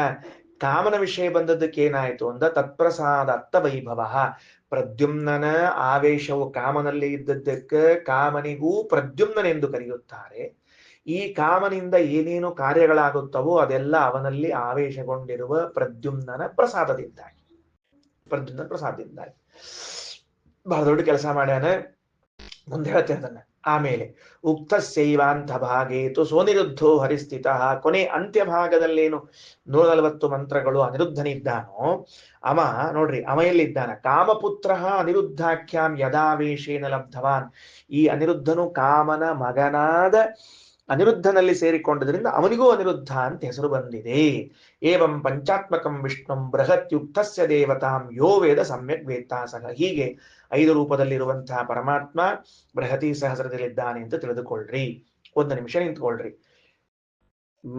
ನಾರಾಯಣ ಯಾರಲ್ಲೂ ಆವೇಶಗೊಂಡಿಲ್ಲ, ವಾಸುದೇವ ಯಾರಲ್ಲಿ ಆವೇಶಗೊಂಡಿಲ್ಲ, ಸಂಕರ್ಷಣ ಶೇಷದೇವರಲ್ಲಿ ಆವೇಶಗೊಂಡಿದ್ದಾನೆ, ಅದಕ್ಕೆ ಶೇಷದೇವರಿಗೆ ಸಂಕರ್ಷಣ ಅಂತ ಹೆಸರು ಬಂದದ. ಪೃಥ್ವಿಯನ್ನ ಭೂಮಿ ಮೇಲೆ ಹಿಡ್ಕೊಂಡಾರ. ಪ್ರದ್ಯುಮ್ನ ರೂಪಿ ಭಗವಂತ ಕಾಮದಲ್ಲಿ ಆವೇಶಗೊಂಡಿದ್ದಾನೆ, ಅದರಿಂದ ಅವನಿಗೆ ಪ್ರದ್ಯುಮ್ನ ಅಂತ ಹೆಸರು ಬಂದದ. ಅವನ ವೈಭವವೇನು ಅಂತ ಕೇಳಿದ್ರೆ ಇಂದ್ರದೇವರ ಸಮಾನವಾದ ಕಕ್ಷೆಯಲ್ಲಿ ಬರ್ತಾರೆ. ಕಾಮ ಇಂದ್ರರಿಬ್ಬರು ಸಮಾನ ಕಕ್ಷಾಪನ್ನರು. ಆ ಕಾಮ ಇಂದ್ರರ ಸಮಾನ ಕಕ್ಷಾಪನ್ನರಾಗಲಿಕ್ಕೆ ಆದರೂ ಕಿಂಚಿತ್ ಕಡಿಮೆ ಇದ್ದೇ ಇದ್ದಾರೆ ಕಾಮದೇವರು, ಸಂದೇಹವಿಲ್ಲ. ಆ ಕಿಂಚಿತ್ ಇಂದ್ರದೇವರಿಗಿಂತ ಕಡಿಮೆ ಇದ್ದ ಕಾಮರು ಅಷ್ಟು ಹಂತಕ್ಕೆ ಬರ್ಲಿಕ್ಕೆ ಕಾರಣ ಪ್ರದ್ಯುಮ್ನಾವೇಶ ಅಂತ ತಿಳಿದುಕೊಳ್ಳಬೇಕು. ಆಮೇಲೆ ಇನ್ನು ಅನಿರುದ್ಧ ಅಂದ್ರೆ ಮೂಲ ರೂಪದಲ್ಲಿ ಏನೇ ಕಾಮಪುತ್ರಾಮ, ಮೂಲ ರೂಪದಲ್ಲಿ ಕಾಮಪುತ್ರ ಏನಿದ್ದಾನ ಇವ ಅನಿರುದ್ಧನಾಗಿ ಭಗವಂತನ ಆವೇಶದಿಂದ ಮನುವಿನ ಸಮಾನನಾಗ್ತಾನೆ. ಸ್ವಯಂಭೂ ಮನುವಿಗೆ ಸಮಾನನಾಗಿ ಬರುವಂತಹ ಯೋಗ್ಯತೆ ಉಳ್ಳವನಾಗ್ತಾನೆ. ಇದೂ ಕೂಡ ಇವನ ಅನುಗ್ರಹದಿಂದ ಬಂದದ್ದು ಅಂತ ತಿಳಿದುಕೊಳ್ಳ್ರಿ. ಅತ್ಯಂತ ಹೊಸ ಅಂಶಗಳು ಶ್ರೀಮದಾಚಾರ್ಯ ಹೇಳಿದ್ದು. ಶೇಷದೇವರ ವೈಭವ, ಕಾಮನ ವೈಭವ, ಕಾಮಪುತ್ರನ ಅನಿರುದ್ಧನ ವೈಭವಕ್ಕೆ ಕಾರಣ ಭಗವಂತನ ಆವೇಶ. ಇದು ನಿಮಗೆ ಮೂಲ ಗ್ರಂಥದಲ್ಲಿ ಸರಳವಾಗಿ ಸಿಗುವುದಿಲ್ಲ. ನಾವು ಕೇವಲ ಶುಕ್ಲಕೇಶಾವೇಶವನ್ನ ತಿಳಿದಿರ್ತೇವೆ. ಎಲ್ಲಿ ಶುಕ್ಲಕೇಶಾವೇಶ? ಬಲರಾಮ ದೇವರಲ್ಲಿ ಶುಕ್ಲಕೇಶಾವೇಶ. ಅದಕ್ಕಿಷ್ಟ ಅದ್ಭುತ ತಡಿ. ಕೇವಲ ಬಲರಾಮ ಅವತಾರ ಮಾಡಿದಾಗ ಅಂತ ತಿಳಿಬೇಡ. ಮೂಲ ರೂಪದ ಸಂಕರ್ಷನಲ್ಲಿಯೂ ಸಂಕರ್ಷಣಾವೇಶ ಅದ. ಕಾಮನಲ್ಲಿ ನೋಡ್ರಿ, ಅವನೇ ಕಾಮನೇ. ಇವ್ರು 3 ಮಂದಿ ಇದ್ದಾರಲ್ಲ, ಸ್ವಾರಸ್ಯ ಏನು ಅಂದ್ರೆ ಈ ಸಂಕರ್ಷಣ ಬಲರಾಮನಾಗಿ ಬಂದ, ಆ ವಾಸುದೇವ ಕೃಷ್ಣನಾಗಿ ಬಂದ, ಈ ಪ್ರದ್ಯುಮ್ನ ಕಾಮ ಪ್ರದ್ಯುಮ್ನಾಗಿ ಬಂದ, ಮಗನಾಗಿ ಬಂದ. ಯಾರಿಗೆ? ಕೃಷ್ಣನಿಗೆ. ಅವನ ಮೊಮ್ಮಗನಾಗಿ ಅನಿರುದ್ಧನಾಗಿ ಬಂದಿದ್ದಾನೆ ಅನಿರುದ್ಧ. ಈಗೇನು ಬೃಹತಿ ಸಹಸ್ರ ಹೇಳುವಾಗ ಯಾವ ಪ್ರದ್ಯುಮ್ನ ಅನಿರುದ್ಧ ಸಂಕರ್ಷಣ ಹೆಸರು ಹೇಳಿದ್ದಾರೋ ಅವರೇ ಮುಂದೆ ಮಹಾಭಾರತದ ಕಾಲದಲ್ಲಿ ಅವತಾರ ಮಾಡಿ ಬಂದವರು. ಇವರಿಗೂ ಬೃಹತಿ ಸಹಸ್ರಕ್ಕೂ ಸಂಪರ್ಕವನ್ನು ಕಲ್ಪಿಸ್ತಾರೆ, ಸೇತುವೆಯನ್ನು ಮಾಡಿಕೊಡ್ತಾರೆ ಶ್ರೀಮದಾಚಾರ್ಯರು. ಅಂದರೆ ಏನಾಯಿತು ಅಂತ ಕೇಳಿದ್ರೆ ನನ್ನ ಅಭಿಪ್ರಾಯ, ಯಾವ ಮಂತ್ರಗಳಿಂದ ಸಂಕರ್ಷಣ, ಯಾವ ಮಂತ್ರಗಳಿಂದ ಪ್ರದ್ಯುಮ್ನ, ಯಾವ ಮಂತ್ರಗಳಿಂದ ಅನಿರುದ್ಧ ಕರೆಯಲ್ಪಡ್ತಾನೋ ಆ ಮಂತ್ರಗಳನ್ನು ಅಮುಖ್ಯವಾಗಿ ಶೇಷದೇವರನ್ನೂ ಹೇಳ್ರಿ, ಅಮುಖ್ಯವಾಗಿ ಕಾಮದೇವನನ್ನು, ಕಾಮಪುತ್ರನಾದ ಅನಿರುದ್ಧನನ್ನು ಹೇಳ್ರಿ, ಏನು ಬಾಧಕವಿಲ್ಲ ಅಂತ ಅರ್ಥ. ಪರಮ ಮುಖ್ಯ ವೃತ್ತಿಯಿಂದ ಪರಮಾತ್ಮ, ವಾಯುದೇವರು, ಮಹಾಲಕ್ಷ್ಮಿ ಸರಿಯೇ ಸರಿ. ಅವರನ್ನ ಬಿಟ್ಟು ಅಮುಖ್ಯ ವೃತ್ತಿಯಿಂದಲೂ ಇವರನ್ನ ಹೇಳಿ ಬರ್ತದೆ. 1000 ಮಂತ್ರಗಳಿಂದ ಅಲ್ಲ, ಪೂರ್ಣ 1000 ಮಂತ್ರಗಳಿಂದ ಪರಮಾತ್ಮ, ಪೂರ್ಣ 1000 ಮಂತ್ರಗಳಿಂದ ಅಮುಖ್ಯಾರ್ಥ ಲಕ್ಷ್ಮೀದೇವಿ, ಅದಕ್ಕೂ ಅಮುಖ್ಯಾರ್ಥದಲ್ಲಿ ವಾಯುದೇವರು. 240 ಮಂತ್ರಗಳು, 140 ಮಂತ್ರಗಳಲ್ಲಿ ಇವರನ್ನ ಹೇಳಬೇಕು. ಇದು ಒಂದು ಅರ್ಥ ಚಿಂತನೆ ಮಾಡ್ರಿ. ಸರಿ, ಹೀಗೆ ಯಾರು ತಿಳ್ಕೊಳ್ತಾರೋ ಅವರು ಸಮ್ಯಕ್ ವೇತ್ತ, ಭಗವಂತನನ್ನ ಚಂದಾಗಿ ತಿಳಿದುಕೊಂಡಂತಾಯಿತು. ತುಂಬಾ ಹೊಸ ಅಂಶ. ಶ್ರೀಕೃಷ್ಣನಿಗೆ ಮೊಮ್ಮನಾಗಿ ಬಂದ ಅನಿರುದ್ಧ, ಆತ ಅನಿರುದ್ಧನ ಆವೇಶಕ್ಕೆ ಒಳಗಾಗಿ ಬೃಹತಿ ಸಹಸ್ರದ ಕೊನೆ 140 ಮಂತ್ರಗಳ ಅಮುಖ್ಯಾರ್ಥ ಪ್ರತಿಪಾದ್ಯನಾಗಿದ್ದಾನೆ ಎನ್ನುವಂತಹ ಅರ್ಥವನ್ನ ಅವಶ್ಯವಾಗಿ ಹೇಳಲಿಕ್ಕೆ ಬರ್ತದೆ. ಶ್ರೀನಿವಾಸ ಅವರು ಏನ್ ಕೇಳಿದ್ರು ಅಂತಂದ್ರೆ, ಒಬ್ಬ ದೇವತೆಯಲ್ಲಿ ಭಗವಂತನ ಆವೇಶವೋ ಅಥವಾ ಇದು ನನ್ನ ಮುಂದಿನ ಪಕ್ಷ ಉತ್ತಮ ದೇವತೆಯ ಆವೇಶವೋ ಆಗಿಬಿಟ್ಟರೆ ಅವರ ಸಮಾನವಾದ ಅವರ ಕಕ್ಷೆಯಲ್ಲಿ ಇನ್ನೊಬ್ಬರೇನಿದ್ದಾರೆ ಸಮಾನವಾದ ದೇವತೆ, ಅವರಿಗಿಂತ ಇವರು ಉತ್ತಮರಾಗುತ್ತಾರೋ ಹೇಗೋ ಅಂತ ಒಂದು ಪ್ರಶ್ನೆ. ಸರಿಯದು. ಈಗ ಮೊದಲನೇ ಕಕ್ಷೆಯನ್ನು ತೆಗೆದುಕೊಂಡ್ರೆ ಅಂದ್ರೆ ಗರುಡಶೇಷ ರುದ್ರದೇವರು ಇದ್ದಾರೆ. ಗರುಡಶೇಷ ರುದ್ರದೇವರು ಇದ್ದಾಗ ಶೇಷದೇವರಲ್ಲಿ ನೀವು ಶುಕ್ಲಕೇಶಾವೇಶವನ್ನು ಮತ್ತು ಸಂಕರ್ಷಣಾವೇಶವನ್ನು ಏನು ಹೇಳಿದ್ರಲ್ಲ, ಹೇಳಿದ್ದಕ್ಕೆ ಇವರು ಗರುಡನಿಗಿಂತಲೂ ರುದ್ರದೇವರಿಗಿಂತಲೂ ಉತ್ತಮರಾದರೆ ಈ ಆವೇಶ ಪ್ರಯುಕ್ತವಾಗಿ ಅಂತ ಅವರ ಪ್ರಶ್ನೆ. ಅರ್ಥ ಆಯ್ತಲ್ಲ ಶ್ರೀನಿವಾಸ್? ಸರಿಯಾಗಿ ಅನುವಾದ ಮಾಡಿದ್ದೀನಲ್ಲ ಪ್ರಶ್ನೆಯನ್ನ? ಓಕೆ, ಇದಕ್ಕೆ ಉತ್ತರವನ್ನ ನಾನು ಹೀಗೆ ತಿಳಿದಿದ್ದೇನೆ. ಏನು ಅಂತಂದ್ರೆ, ಶ್ರೀಮದಾಚಾರ್ಯರು ಇಲ್ಲಿಯೇ ಹೇಳುವಾಗ ಏನ್ ಹೇಳಿದ್ರು ಅಂದ್ರೆ, ಶೇಷದೇವರು ಭೂಮಿಯನ್ನ ಹೊತ್ತುಕೊಂಡ ಕಾರ್ಯ ಏನು ನಿಮಗೆ ಕಂಡು ಬರ್ತದೋ ಇದು ಭಗವಂತನ ಆವೇಶದ ಫಲವಾಗಿ ಕಾಣುತ್ತದೆ. ತಾರತಮ್ಯದಲ್ಲಿ ವ್ಯತ್ಯಾಸ ಅಲ್ಲ. ಅವರಲ್ಲಿ ಬಲಕಾರ್ಯ ನಿಮಗೇನಾದರೂ ಹೆಚ್ಚಿನದ್ದು ಕಂಡರೆ ಅದು ಒಳಗಿರುವ ಭಗವಂತನ ಆವೇಶದ ಫಲವೆಂದಾಗಿ ತಿಳಿದುಕೊಳ್ಳ್ರಿ. ತಾರತಮ್ಯದ ವ್ಯತ್ಯಾಸವಲ್ಲ. ಬಲಕಾರ್ಯದಲ್ಲಿ, ಜ್ಞಾನ ಕಾರ್ಯದಲ್ಲಿ ಏನಾದರೂ ಹೆಚ್ಚಳ ಕಂಡು ಬಂದರೆ, ಸಹಜವಾದ ಸ್ಥಿತಿಯಲ್ಲಿರುವಾಗ ಏನೊಂದು ಜ್ಞಾನ ಕಾರ್ಯ ಬಲ ಕಾರ್ಯ ಮಾಡ್ತಿರ್ತಾರೋ ಅದಕ್ಕೆ ಅತಿರಿಕ್ತವಾದ ಬಲ ಕಾರ್ಯ ಜ್ಞಾನ ಕಾರ್ಯ ಕಂಡು ಬಂದರೆ ಒಬ್ಬ ದೇವತೆಯಲ್ಲಿ ಅದು ಆವೇಶದ ಫಲವಾಗಿ ಕಂಡುಕೊಂಡ್ರಿ. ಇದು ಸಂಕರ್ಷಣದ್ದು. ನೆಕ್ಸ್ಟ್ ಎರಡನೇದ್ದೇನು ಅಂದ್ರೆ ಶುಕ್ಲಕೇಶಾವೇಶ. ಈ ಶುಕ್ಲಕೇಶಾವೇಶ ಆಗಿದ್ದು ಯಾಕೆ ಬಲರಾಮನಲ್ಲಿ ಅಂದ್ರೆ ಎರಡು ಕಾರಣ. ಒಂದು, ರೋಹಿಣಿ ನನಗೆ ಭಗವಂತನು ಪುತ್ರನಾಗಬೇಕು ಅಂತ ತಪಸ್ಸು ಮಾಡಿದ್ದರ ಫಲ. ಅಂದ್ರೆ ಎಂಥ ಮಗನಾಗಬೇಕು ಅಂದ್ರೆ ಶೇಷದೇವರ ಮಗನಾಗಬೇಕು. ಎಂಥ ಮಗ ಅಂದ್ರೆ ಭಗವಂತನ ಆವೇಶದಿಂದ ಒಳಗೂಡಿದ ಮಗನಾಗಬೇಕು ಅಂತ ತಪಸ್ಸು ಮಾಡಿದ್ದರ ಫಲ. ಶ್ರೀಮದಾಚಾರ್ಯರು ಮಹಾಭಾರತ ತಾತ್ಪರ್ಯದಲ್ಲಿ ಹೇಳಿದ್ದಾರೆ. ಇದನ್ನ ಭಾಗವತ ಪ್ರವಚನ ಮಾಡುವಾಗ ಹೇಳಿದ್ದೀನಿ ಮೊನ್ನೆ, ದಶಮಸ್ಕಂದವನ್ನ. ಶ್ರೀನಿವಾಸ್ ಕೇಳಿಸ್ಕೊಳ್ರಿ. ಭಗವಂತನ ಆವೇಶದಿಂದ ಕೂಡಿದ ಶೇಷದೇವರು ನನಗೆ ಮಗನಾಗಬೇಕು ಅಂತ ಕೇಳಿಕೊಂಡದ್ದು ಒಂದು. ಎರಡನೆಯದ್ದು, ವಾಯುದೇವರ ಅವತಾರಿಗಳಾಗಿರುವಂತಹ ಭೀಮಸೇನ ದೇವರಿಗೆ ಪಾಠ ಹೇಳಬೇಕಾದ್ರೆ ಭಗವಂತನೇ ಜಗದ್ಗುರುಣ ಗುರುಮಂಜಸೈವ, ಇನ್ಯಾರು ಪಾಠ ಹೇಳಲಾರು. ಆದರೆ ಕೃಷ್ಣಾವತಾರದಲ್ಲಿ ಭಗವಂತನ ಕಡೆಯಿಂದ ಭೀಮ ಗದಾ ವಿದ್ಯೆಯನ್ನ ಕಲಿಯಬೇಕಾಗಿದ್ದರೆ ಸಮಸ್ಯೆ ಎದುರಾಗ್ತದೆ. ಗದೆಯನ್ನ ಎತ್ತಬೇಕಾದರೆ ಭಗವಂತನ ಮೇಲೆ ಗದಾ ಎತ್ತುವ ಹಾಗಿಲ್ಲ ವಾಯುದೇವರು. ಹೆಂಗೆ ಎತ್ತೀರಿ ನೀವು? ದೇವ್ರ ಮೇಲೆ ಹೆಂಗ ಆಯುಧವನ್ನ ಪ್ರಯೋಗ ಮಾಡ್ತೀರಿ? ಅದಕ್ಕೆ ತಾ ಪಾಠವನ್ನ ಬಲರಾಮನಿಗೆ ಹೇಳಿ ಬಲರಾಮನ ಕಡೆಯಿಂದ ವಾಯುದೇವರಿಗೆ ಕಲಿಸಿಕೊಟ್ರು ಪಾಠವನ್ನ. ಅಲ್ಲಿ ಶುಕ್ಲಕೇಶಾವೇಶ ಇದ್ದದ್ರಿಂದ ಭಗವಂತನೇ ಪಾಠ ಹೇಳಿದ. ಮತ್ತೆ ಗದಾ ಎತ್ತಿದ್ರಲ್ಲ ಅಲ್ಲಿಯೂ ಕೂಡ ಅಂದ್ರೆ ಶುಕ್ಲಕೇಶಾವೇಶ ಮರೆಯಾದಾಗ ಗದಾ ತೆಗೆದುಕೊಂಡು ಬಲರಾಮ ಹೊಡಿತಿದ್ರು ಅವರು. ಅಂದ್ರೆ ಹೆಂಗ ದೇವರ ಅವಕಾಶ ಮಾಡಿ ಕೊಟ್ಟಿದ್ದ ಅಂದ್ರೆ, ಗದಾ ಇವ ಹೊಡೆಯೋ ಕಾಲದಾಗ ಬಲರಾಮ ದೇವ್ರ ಹೊಡೆಯೋ ಕಾಲಕ್ಕೆ ಶುಕ್ಲಕೇಶ, ಭೀಮಸೇನ್ ದೇವ್ರ ಗದಾ ಹಿಂಗ್ ಎತ್ತಾರ ಅಂಬೋದಕ್ಕೆ ಇದು ಮರೆ ಆಗ್ಬಿಡ್ತಿತ್ತು, ರಪ್ಪ ಅಂತ ಬೀಳ್ತಿತ್ತು. ಮತ್ ಸರದಕೊಳ್ಳೆ ಮತ್ತೆ ಶುಕ್ಲಕೇಶ ಆವೇಶ ಬರ್ತಿತ್ತು. ಫ್ರಾಕ್ಷನ್ಸ್ ಆಫ್ ಸೆಕೆಂಡ್ ಒಳಗ ಆವೇಶ ಬಂದು ಹೋಗ್ತಿತ್ತು ಅನ್ನೋದಕ್ಕಾಗಿ ಈ ವ್ಯವಸ್ಥೆ ಇದೆ ಅಂತ ತಿಳಿಸಿಕೊಟ್ಟಿದ್ದಾರೆ. ಸೊ ಆವೇಶಗಳು ಬೇರೆ ಕಾರಣಕ್ಕಾಗಿ ಇರಬಹುದೇ ಹೊರತಾಗಿ ತಾರತಮ್ಯದ ಬದಲಾವಣೆಗಳಿಗಿಲ್ಲ. ಯಾಕೆಂದ್ರೆ ಎಲ್ಲಿಯೂ ಕೂಡ ಆವೇಶವಾದದ್ದರಿಂದ ತಾರತಮ್ಯವಾಯಿತು, ವ್ಯತ್ಯಾಸವಾಯಿತು ಅಂತ ಕಂಡಿಲ್ಲ. ಆದರೆ ಒಂದು ಅಪವಾದ ಅದ. ನೀವು ಕೇಳಿದ್ದಕ್ಕೆ ಒಂದು ಅಪವಾದ ದೃಷ್ಟಾಂತ ಹೇಳ್ತೀನಿ. ಯಾವುದು ಅಂದ್ರೆ, ಜಾಂಬುವತಿಯ ವಿಷಯದಲ್ಲಿ ಹೇಳುವಾಗ ಮಾತ್ರ ಶ್ರೀಮದಾಚಾರ್ಯರು ಅಪವಾದವನ್ನ ಹೇಳ್ತಾರ. ಶ್ರೀನಿವಾಸ, ನೀವು ಕೇಳಿದ್ದಕ್ಕೆ ಇದೊಂದು ಅಪವಾದ. ಏನು ಅಂತ ಕೇಳಿದ್ರೆ, ಇತರ ದೇವತೆಗಳೆಲ್ಲ ಆವೇಶ ಆದಾಗ ತಾರತಮ್ಯದ ವ್ಯತ್ಯಾಸ ಆಗಿಲ್ಲ. ಆದರೆ ಯದಾ ರಮಾವೇಶ, ಯಾವಾಗ ಜಾಂಬುವತಿಯಲ್ಲಿ ರಮಾವೇಶ ಆಗುತ್ತದೆಯೋ ಆಗ ಷಣ್ಮಹಿಷಿಯರಲ್ಲಿ ಒಬ್ಬಳಾದ ಜಾಂಬುವತಿ ಮೇಲ್ ಬರ್ತಾಳೆ. ರಮಾವೇಶ ಹ್ರಾಸ ಆಗ್ತದೋ ಕೆಳಗಿಳಿತಾಳೆ ಅಂತ ತಾರತಮ್ಯದ ಒಂದು ವ್ಯತ್ಯಾಸ ಅಪವಾದವನ್ನು ಹೇಳಿದ್ದಾರೆ.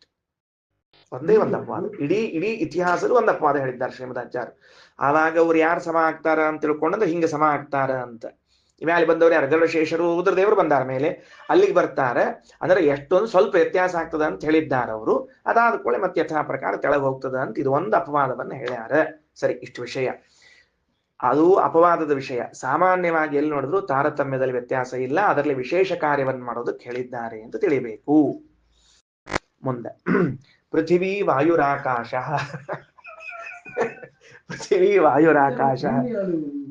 ಏನಾಯ್ತು? ಪೃಥಿವೀ ವಾಯುರಾಕಾಶ ಆಪೋ ಜ್ಯೋತಿಂಷಿ ಇತ್ಯೇವ ಆತ್ಮ ಉಕ್ತಂ ಪಂಚವಿಧಂ.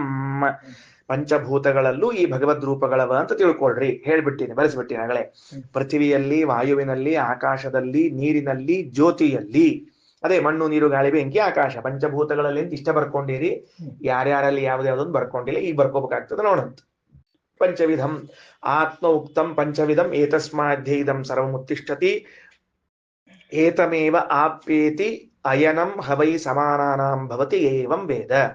ಹೀಗೆ ಯಾರು ತಿಳ್ಕೊಳ್ತಾರೋ ಅವರಿಗೇನ್ ಫಲ ಬರ್ತದೆ ಅದು ಅಂತ ಇಷ್ಟ ಹೇಳ್ಯಾರ. ಭಾಷ್ಯ ಓದಿಬೋಣಂತ ಇದೇ ಸ್ಪಷ್ಟೀಕರಣ ಆಗ್ತದೆ. ತಾನಿ ರೂಪಾಣಿ ವೈ ಹರೇಹೇ, ಅವೇ ಹರೇಹೇ ತಾನಿ ರೂಪಾಣಿ ವೈ, ನಾರಾಯಣ ವಾಸುದೇವ ಸಂಕರ್ಷಣ ಪ್ರದ್ಯುಮ್ನ ಅನಿರುದ್ಧ ರೂಪಗಳೇ ಸ್ಥಿತಾನಿ ಪಂಚಭೂತೇಶು, ಪಂಚಭೂತಗಳಲ್ಲವ. ಸರಿ, ಪಂಚಭೂತಗಳಲ್ಲವ ಅಂದ್ರೆ ಪಂಚಭೂತಗಳಲ್ಲಿ ಇದ್ದ ಈ ರೂಪಗಳಿಗೆ ಏನ್ ಹೆಸರವ ಅಲ್ರಿ? ಅದ್ಯಾಕೆ ಕೇಳಿದ್ರಿ? ಸುಮ್ಮನೆ ಅಂದ್ರ ಜಿಜ್ಞಾಸ ಬಂದು ಕೇಳಲಿಗತ್ತೀವಿ ಅಷ್ಟೇ ನಾವು. ಅಂದ್ರೆ ಒಂದ್ ಕೆಲಸ ಮಾಡ್ರಿ, ಪೃಥಿವ್ಯಾದ್ಯಭಿಧಾನಿತು, ಸಿಂಪಲ್ ಮ್ಯಾಟರು. ಪೃಥ್ವಿಯಲ್ಲಿ ಇದ್ದ ಭಗವಂತನಿಗೆ ಪೃಥ್ವಿ ಅಂತ ಹೆಸರು. ಅವನಿಗೆ ವಾಸ್ತವದಲ್ಲಿ ಪೃಥ್ವಿ ಎನಿಸಿದ ಭಗವದ್ ರೂಪ ಇದೆಯಲ್ಲ, ಅದು ಪೃಥ್ವಿಯಲ್ಲಿ ಇದ್ದದ್ದಕ್ಕಾಗಿ ಇದಕ್ಕೆ ಪೃಥ್ವಿ ಅಂತ ಬಂದದ. ನಮಗೆ ತಿಳ್ಕೊಳ್ಳಿಕ್ಕೆ ಪೃಥ್ವಿಯಲ್ಲಿ ಇದ್ದ ಭಗವಂತನಿಗೆ ಪೃಥ್ವಿ ಅಂತ ತಿಳ್ಕೊಳ್ರಿ. ಯಾಕಂದ್ರೆ ಮೇಲೆ ಹೇಳುವಾಗ ಸಂಕರ್ಷಣ ಎಂಬ ಹೆಸರಿದ್ದವನು ಇವನಲ್ಲಿ ಇದ್ದದ್ದಕ್ಕೆ ಇವಂಗ್ ಸಂಕರ್ಷಣ ಅಂತ ಹೆಸರು ಬಂದದ ಅಂತ ಕ್ರಮ ಹೇಳಿ, ಇಲ್ಲಿ ಹೇಳುವಾಗ ಪೃಥ್ವಿಯಲ್ಲಿ ಇದ್ದದಕ್ಕೆ ಪೃಥ್ವಿ ಬಂದದ ಅಂದ್ರೆ ಸರಿ ಹೊಂದಂಗಿಲ್ಲ. ಅದಕ್ಕೆ ಪೃಥ್ವಿ ಅಂತ ಭಗವಂತನ ಹೆಸರದ, ಅವ ಪೃಥ್ವಿ ಒಳಗಿದ್ದದಕ್ಕೆ ಇದಕ್ಕೆ ಪೃಥ್ವಿ ಅಂತ ಹೆಸರು ಬಂದದ. ಸರಿ ನೋಡ್ರಿ, ಬರದ ಅದನ್ನ ಹೇಳ್ಯಾರ. ಪೃಥಿವ್ಯಾ ತದಾವೇಶಾತ್ ಪೃಥಿವ್ಯಾದಿ ನಾಮಭೂತೇಶು ಪಂಚಸು, ತದಾವೇಶಾತ್ ಅವನ ಆವೇಶ ಇದ್ದದ್ದರಿಂದ ಪೃಥಿವ್ಯಾದಿಗಳಿಗೆ ಹೆಸರು ಬಂದದ. ಸರಿ, ಓಕೆ, ಗೊತ್ತಾಯ್ತು. ಈಗ ಭಗವಂತನಿಗೆ ಪೃಥ್ವಿ ಅಂತ ಹೆಸರು, ಪೃಥ್ವಿ ಒಳಗಿದ್ದದಕ್ಕೆ ಅದಕ್ಕೆ ಪೃಥ್ವಿ ಅಂತ ಬಂದದ. ವಾಯು ಅಂತ ಹೆಸರು ಅದಕ್ಕೆ ಬಂದದ. ಸರಿ, ಗೊತ್ತಾಯ್ತು. ಯಾರಿಗೆ ಹೆಸರು ಅಂದ್ರೆ ಪೃಥುತ್ವಾತ್ ಪೃಥ್ವೀ ನಾಮ ಭೂಮೋ ನಾರಾಯಣ ಸ್ಥಿತ. ನಾರಾಯಣ ರೂಪಿಯಾದ ಭಗವಂತನಿಗೆ ಪೃಥ್ವಿ ಅಂತ ಹೆಸರು, ಅವನೇ ಪೃಥ್ವಿಯಲ್ಲಿ ಇದ್ದಾನ, ಇದಕ್ಕೆ ಪೃಥ್ವಿ ಅಂತ ಹೆಸರು ಬಂದದ. ಮುಗಿದು ಹೋತು.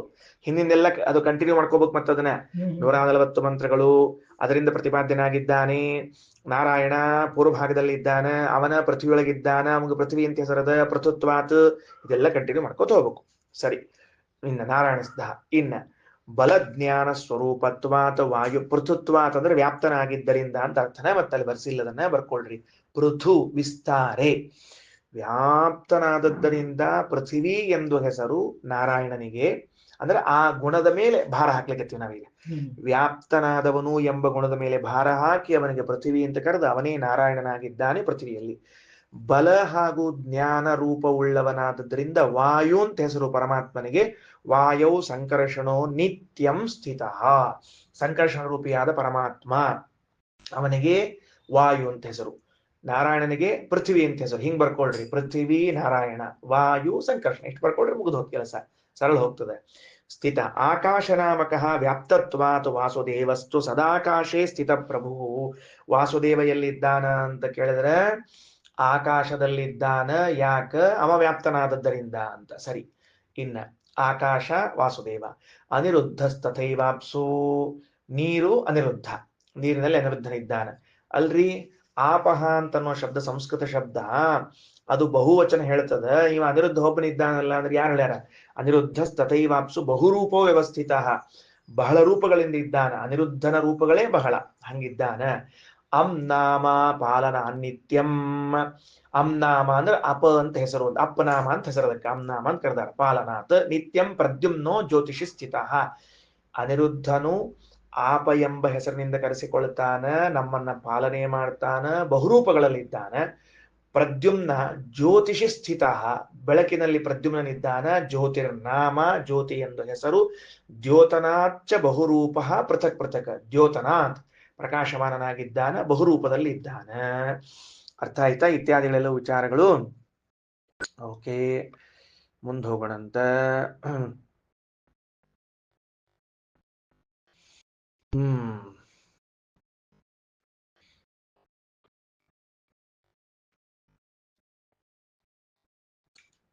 ಸರಿ, ಮುಂದೆ ಏನಾಯ್ತು ನೋಡ್ಕೊಳ್ರಿ. ಹಾ, ಸರಿ. ಯದ್ಯಪ್ಯಸ್ಯ ಹರೇಹೇ ಸರ್ವರೂಪಾಣಿ ಅಪಿ ಅಖಿಲೈರ್ಗುಣೈಃ, ವಾಸ್ತವಿಕವಾಗಿ ವಿಚಾರ ಮಾಡಿದರೆ ಎಲ್ಲಾ ರೂಪಗಳು ಭಗವಂತನದ್ದು, ಎಲ್ಲಾ ಗುಣಗಳಿಂದ ಪೂರ್ಣ ಆಗೇದ. ಆದರೂ ಪೂರ್ಣಾನಿ ಅಥಾಪಿ ಏಕೈಕ ರೂಪೇಶು ಸ ಪೃಥಕ್ ಗುಣೈಃ, ಒಂದೊಂದು ರೂಪಗಳಲ್ಲಿ ಒಂದೊಂದು ಗುಣಗಳಿಂದ ವ್ಯವಹಾರವನ್ನ ಮಾಡ್ತಾನ. ಪೃಥಗೇವ ಕರೋತಿ ಲೀಲೆಯ, ಅದೊಂದು ಅವನ ಕ್ರೀಡೆ, ಅವನೊಂದು ಸಂತೋಷದ ಗುಣ. ಎಲ್ಲಾ ರೂಪಗಳು ಎಲ್ಲಾ ಗುಣ ಹೊಂದಿದ್ರು ಪೃಥ್ವಿಯಲ್ಲಿ ವ್ಯಾಪ್ತಿ ಆ ಗುಣ, ಮತ್ತೆ ವಾಯುನಲ್ಲಿ ಬಲಜ್ಞಾನ ರೂಪ, ಹಿಂಗ ಮಾಡೋದು, ಪ್ರಕಾಶಮಾನ ರೂಪ, ಪಾಲಕತ್ವ, ಇವೆಲ್ಲವೂ ಅವನ ಲೀಲೆಯಿಂದ ಮಾಡ್ತಾನ ಅಂತ ತಿಳ್ಕೊಳ್ರಿ. ತಸ್ಮಾತ್, ಆದ್ದರಿಂದ ಪೃಥಗಿವ ಅಸ್ಯೇತಿ ನಾಮ ವಿಷ್ಣೋ ಪರಾತ್ಮನಃ. ಪ್ರತ್ಯೇಕ ನಾಮಗಳು ಅಂತ ಕರ್ಸ್ಕೋತದ. ಸರ್ವತ್ರ ಸರ್ವನಾಮ್ನೋಪಿ, ಎಲ್ಲಾ ರೂಪಗಳಿಗೂ ಎಲ್ಲಾ ಹೆಸರಿದ್ರು ವ್ಯವಹಾರಾರ್ಥಮಿಷ್ಯತೆ. ವ್ಯವಹಾರ ನಡಿಬೇಕು ಅಂತ ಇಟ್ಕೊಂಡು ಪೃಥ್ವಿಯಲ್ಲಿದ್ದವಂಗ ಪೃಥ್ವಿ, ನೀರಿನಲ್ಲಿದ್ದವಂಗ ನೀರು ಅಂತ ಹಿಂಗ್ ಕರಿತೀವಿ. ಮುಗಿತಾ? ರೈಟ್, ಮುಂದೆ ನೋಡ್ರಿ. ಏತಸ್ಮಾಧಿ ಹರೇರ್ನಿತ್ಯಂ ಜಗದುತ್ತಿಷ್ಠತಿ ಪ್ರಭೋ. ಈ ಭಗವಂತನಿಂದ ನಿತ್ಯದಲ್ಲೂ ಜಗತ್ತು ಸೃಷ್ಟಿಗೊಳ್ಳುತ್ತದೆ. ಮತ್ತು ಮುಕ್ತೌ ಲಯೇಚ ತಮ್ಯಾತಿ. ಮುಕ್ತಿ ಕಾಲದಲ್ಲೂ ಲಯ ಕಾಲದಲ್ಲೂ ಅವನನ್ನೇ ಹೊಂದುತ್ತದ. ಸಚ ಸರ್ವಾಶ್ರಯ ಪ್ರಭು. ಅವ ಸರ್ವರಿಗೂ ಆಶ್ರಯನಾದ ಭಗವಂತ. ನೆಕ್ಸ್ಟ್, ಏವಂ ವೇತ್ತಿ ತಂ ವಿಷ್ಣುಂ. ಯಾರು ಹಿಂಗ ಪರಮಾತ್ಮನ ತಿಳ್ಕೋತಾರೋ, ಉಪಾಸ್ತೇಚ ಅಪರೋಕ್ಷತಃ, ಸಾಕ್ಷಾತ್ಕಾರ ಮಾಡಿಕೊಳ್ಳುತ್ತಾರೋ, ಸಹ ಮುಕ್ತಃ, ಅವನು ಮುಕ್ತನಾದ ಮೇಲೆ ಸಮಾನ ಜಾತೀನಾಂ ಆಶ್ರಯಶ್ಚ ಭವತಿ. ಸಮಾನ ಜಾತಿಯವರಿಗೆ ಆಶ್ರಯನಾಗ್ತಾನ. ಅಂದ್ರೆ ಸಮಾನ ಕಕ್ಷಾಪನರಾದ ಮುಕ್ತರಲ್ಲಿ ಇವನು ಆಶ್ರಯಪ್ರದನಾಗ್ತಾನೆ. ಇದು ಉಪಾಸನೆ ಮಾಡಿದರೆ ಫಲ ಅವನಿಗೆ. ಇನ್ನ ಸ್ವಜಾತೀನಾಂ ಉತ್ತಮತ್ವ ಪದಯೋಗ್ಯಾಹಿ ಏಸುರಾಹ. ಸ್ವಜಾತೀನಾಂ ಉತ್ತಮತ್ವ ಪದಯೋಗ್ಯಾಹಿ ಏಸುರಾಹ. ತಮ್ಮ ಜಾತಿಯಲ್ಲೇ ಉತ್ತಮತ್ವ ಪದವಿಯನ್ನು ಹೊಂದುವಂಥವ್ರು ಯಾರಿದ್ದಾರೋ ಅವರು ಬ್ರಹ್ಮೇಂದ್ರಾದ್ಯಾಸ್ತೇಹಿ ಯೋಗ್ಯಾಹ ಸಾಕ್ಷಾತ್ ಅಸ್ಮಿನ್ ಉಪಾಸನೆ. ಇದನ್ನೆಲ್ಲ ಉಪಾಸನೆ ಮಾಡುವರು ಯಾರು ಅಂತ ಕೇಳಿದ್ರೆ ಬ್ರಹ್ಮಾದಿ ದೇವತೆಗಳೇ. ಅನ್ಯೇಷಾಂ ಜ್ಞಾನ ಮಾತ್ರೇಣ ಯೋಗ್ಯಮಾಧಿಕ್ಯಮಾಪ್ಯತೆ. ಉಳಿದವರು ಜ್ಞಾನ ಮಾಡಿಕೊಂಡ್ರೆ ಸಮಾನರಾದವರಿಗಿಂತ ಸ್ವಲ್ಪ ಹೆಚ್ಚು ಗೌರವಾದರಗಳನ್ನ ಪಡಿತಾನ. ಅಲ್ಲಿಯೂ ಅಷ್ಟೇ, ಯಾವುದೋ ಒಬ್ಬ ದೇವತೆ ಉಪಾಸನೆ ಮಾಡಿಕೊಂಡು ಹೋಗಿದ್ದಾನೆ ಅಂತಂದ್ರೆ ಸ್ವಜಾತಿನ ಉತ್ತಮತ್ವ ಪದ ಯೋಗ್ಯ, ಸ್ವಲ್ಪ ಉತ್ತಮತ್ವವನ್ನು ಹೊಂದುತ್ತಾನೆ ಅಂದ್ರೆ ಅರ್ಥ ಏನು? ತಮ್ಮ ಸಮಾನರಾದ ಜಾತಿಯವರಲ್ಲೇ ಹೆಚ್ಚು ಗೌರವಾದರಕ್ಕೆ ಪಾತ್ರನಾಗ್ತಾನೆ ಅಂತ ತಾತ್ಪರ್ಯ ಅಷ್ಟೇ, ಬೇರೆ ಏನಿಲ್ಲ. ಓಕೆ, ಸರಿ. ಈಗೇನಾಯ್ತು? ಬೃಹತಿ ಸಹಸ್ರವನ್ನ ತಿಳಿದವನು ತನ್ನ ಸಮಾನ ಜಾತಿಯವರಿಗೆ ಆಶ್ರಯ ನೀಡುವಂತಹ ಯೋಗ್ಯತೆ ಉಳ್ಳವನಾಗ್ತಾನೆ. ಈಗ ಉಪಾಸನೆ ಮಾಡಿದವನು ಮುಕ್ತನಾದ ಮೇಲೆ ಸ್ವಸಮಾನ ಜಾತಿಯರಲ್ಲಿ ಆದರಕ್ಕೆ ಪಾತ್ರನಾಗ್ತಾನೆ ಅಂತ ತಿಳಿದುಕೊಂಡು ಹೇಳಿದ್ದಾರೆ.